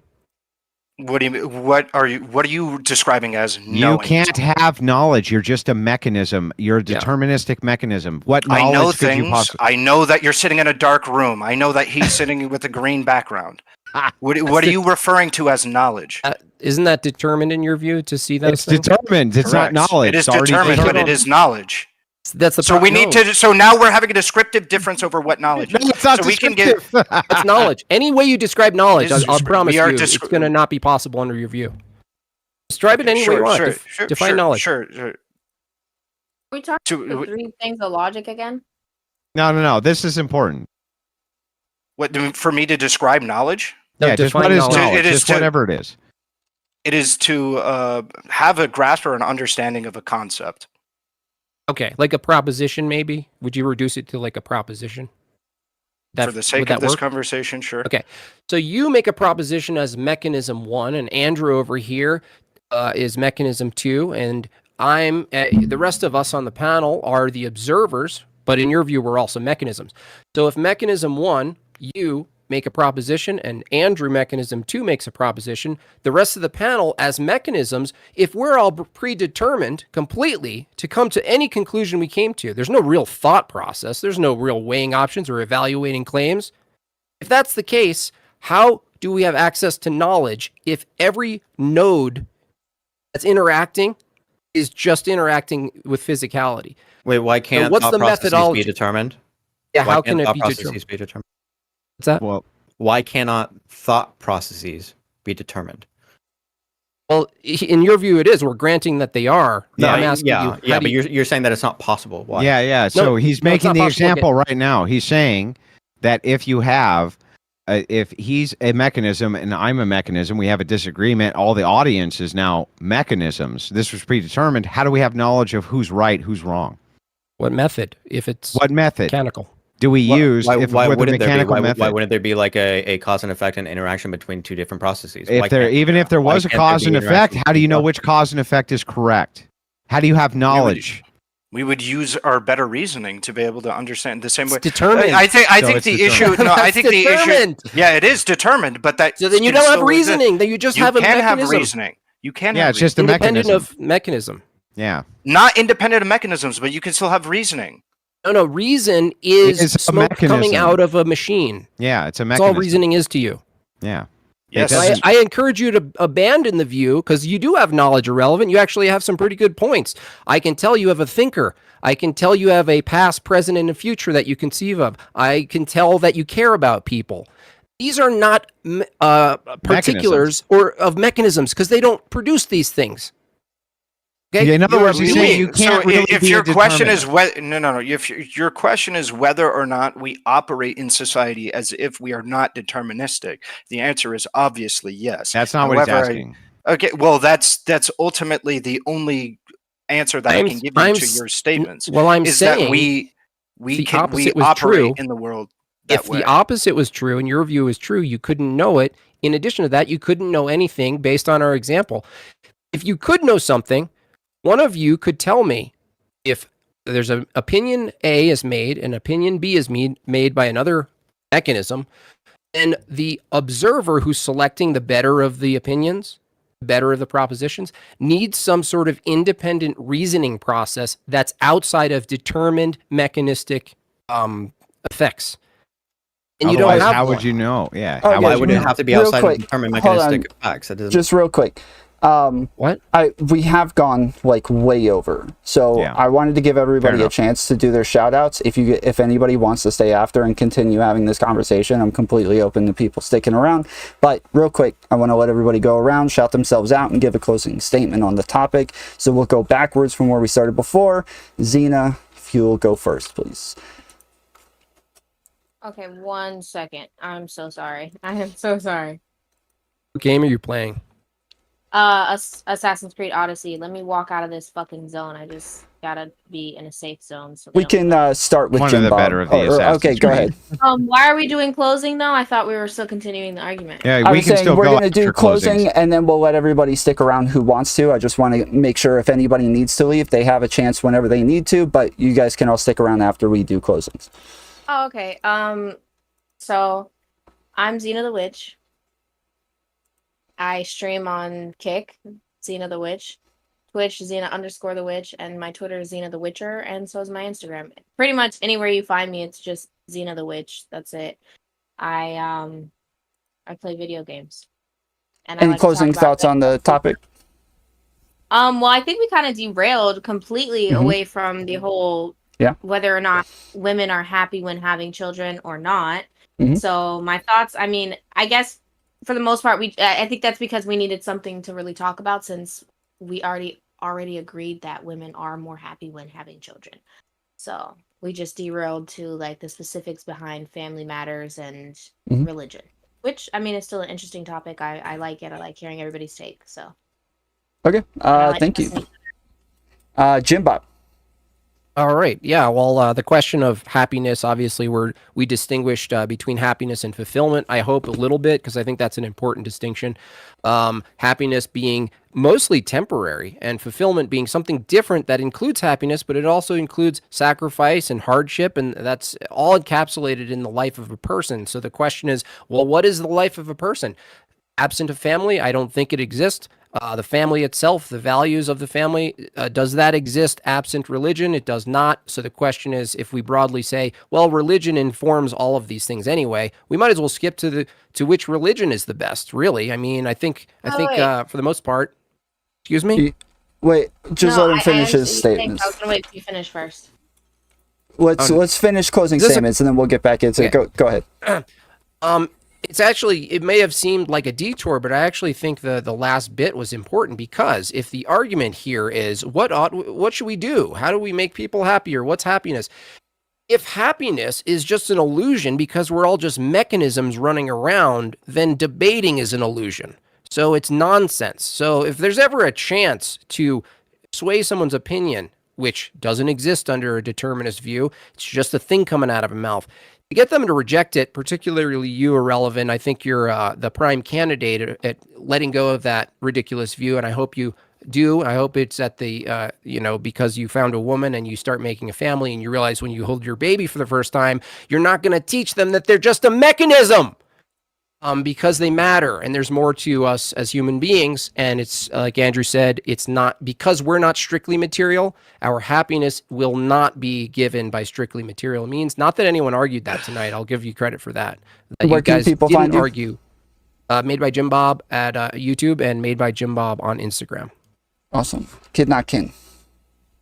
Yeah, I still believe that if you want to incentivize people to make more babies because you believe that it's going to make a better society, better economic system, I think the best way that you can do that is to better the conditions that parents are in, so that people will not see being a parent as such a burden, and that would go a really, really long way. But yeah, I am Kid Not Kin. You can find me on Twitch, YouTube, and Kick. Awesome. And then Base FCZ. That is my name on YouTube, Bass FZZ. I guess my final thoughts is, I guess, the same as the first, but maybe I'll sprinkle a little bit more. I'm a huge fan of virtue, a huge fan of having strong moral character. And I honestly think that the problems here, I actually think that the financial issue that a lot of people talk about with them not having kids is mostly an excuse. I think it's about virtue. I think a lot of these people honestly more lean on being selfish, not really being considerate of the reality that is children do not remain children forever. They grow up, they become people. I'm an adult, you are all adults, we all be. And I think that honestly, you're going to be happier having a family, having these people, if you raise them, if you invest in them, and you treat them well.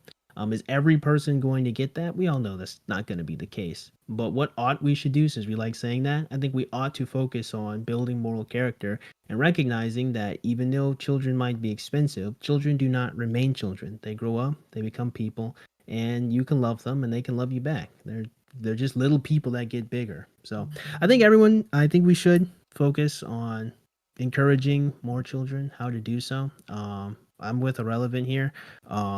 I would like to make more stories, produce more movies. I would like to push out and show love, kindness, and consideration, and encourage men and women to work together as well. So, awesome. Thank you, Andrew. Yeah, I'm actually happy to stick around for a little overtime this evening. I don't usually do that often, but I don't get a chance to come in and spar with Tom as much as I'd like. By the way, Bass, is it Bass FZZ? Mm-hmm. Right? I really enjoyed seeing you again tonight. I felt like you made some very compelling, I basically down the road, maybe I can have you back on the Crucible. We'll talk a little more, but it was great. It was great to talk to you again, man. I'm glad to see you back. I thought you had some very compelling things to say. By the way, to the other side of the panel, with Irrelevant, and then let's see. I can't see your name in Discord, so forgive me, sir. Say you can just say Kid, yeah. Yeah, Kid. Okay. Just so you guys know, I don't take any of this personally, and I've never taken any. I don't take stuff like this personally. So I'd like to thank both of you for coming out to the panel tonight. I appreciate it very much, and then of course Jim Bob. I appreciate the spirited discussion and the spirited debate. Ultimately, I'll say that I didn't find the refutation of either of you to be very compelling. And I would actually still like to discuss this without getting sidetracked, where maybe we can do it without such a large panel and have a much better good faith exchange. So I'm happy to stick around. Appreciate it very much. And then down to the witch at the bottom, I think you should abandon the identity of witch, to be honest with you, because it seems like you might have a better moral paradigm than that. And I'll leave it at that. Awesome. And then Irrelevant. Right. So the last, there was one other thing that I wanted to get to that we didn't quite get to because we were talking a lot about the knowledge and reasoning and things like that. And the thing that I wanted to get to is it seems like a lot of the ideas that we share and we have in common are things that we would like society to be guided towards. I feel like it's a bit betrayed by pushing a specific religion as the a thing that our government should be hoisting onto the public. And the reason why is because we're going to miss people who are either agnostic, atheist, or maybe just a different religion. Instead, pushing multiple different very positive cultural ideas and norms that we already agree on is going to, I think, be the best fix, because that gets even non-religious people into that mix and can feel a lot more welcome with these ideas. And just unfortunately, the way that things are, well, unfortunately, I'm sorry for the people who are religious on this panel, is the idea that there's so many people that are just never going to be religious. There's just nothing you can do about it. Thanks for watching. There is hope in Jesus Christ. He will never leave you or forsake you. Like and subscribe and join our Discord for friends and more.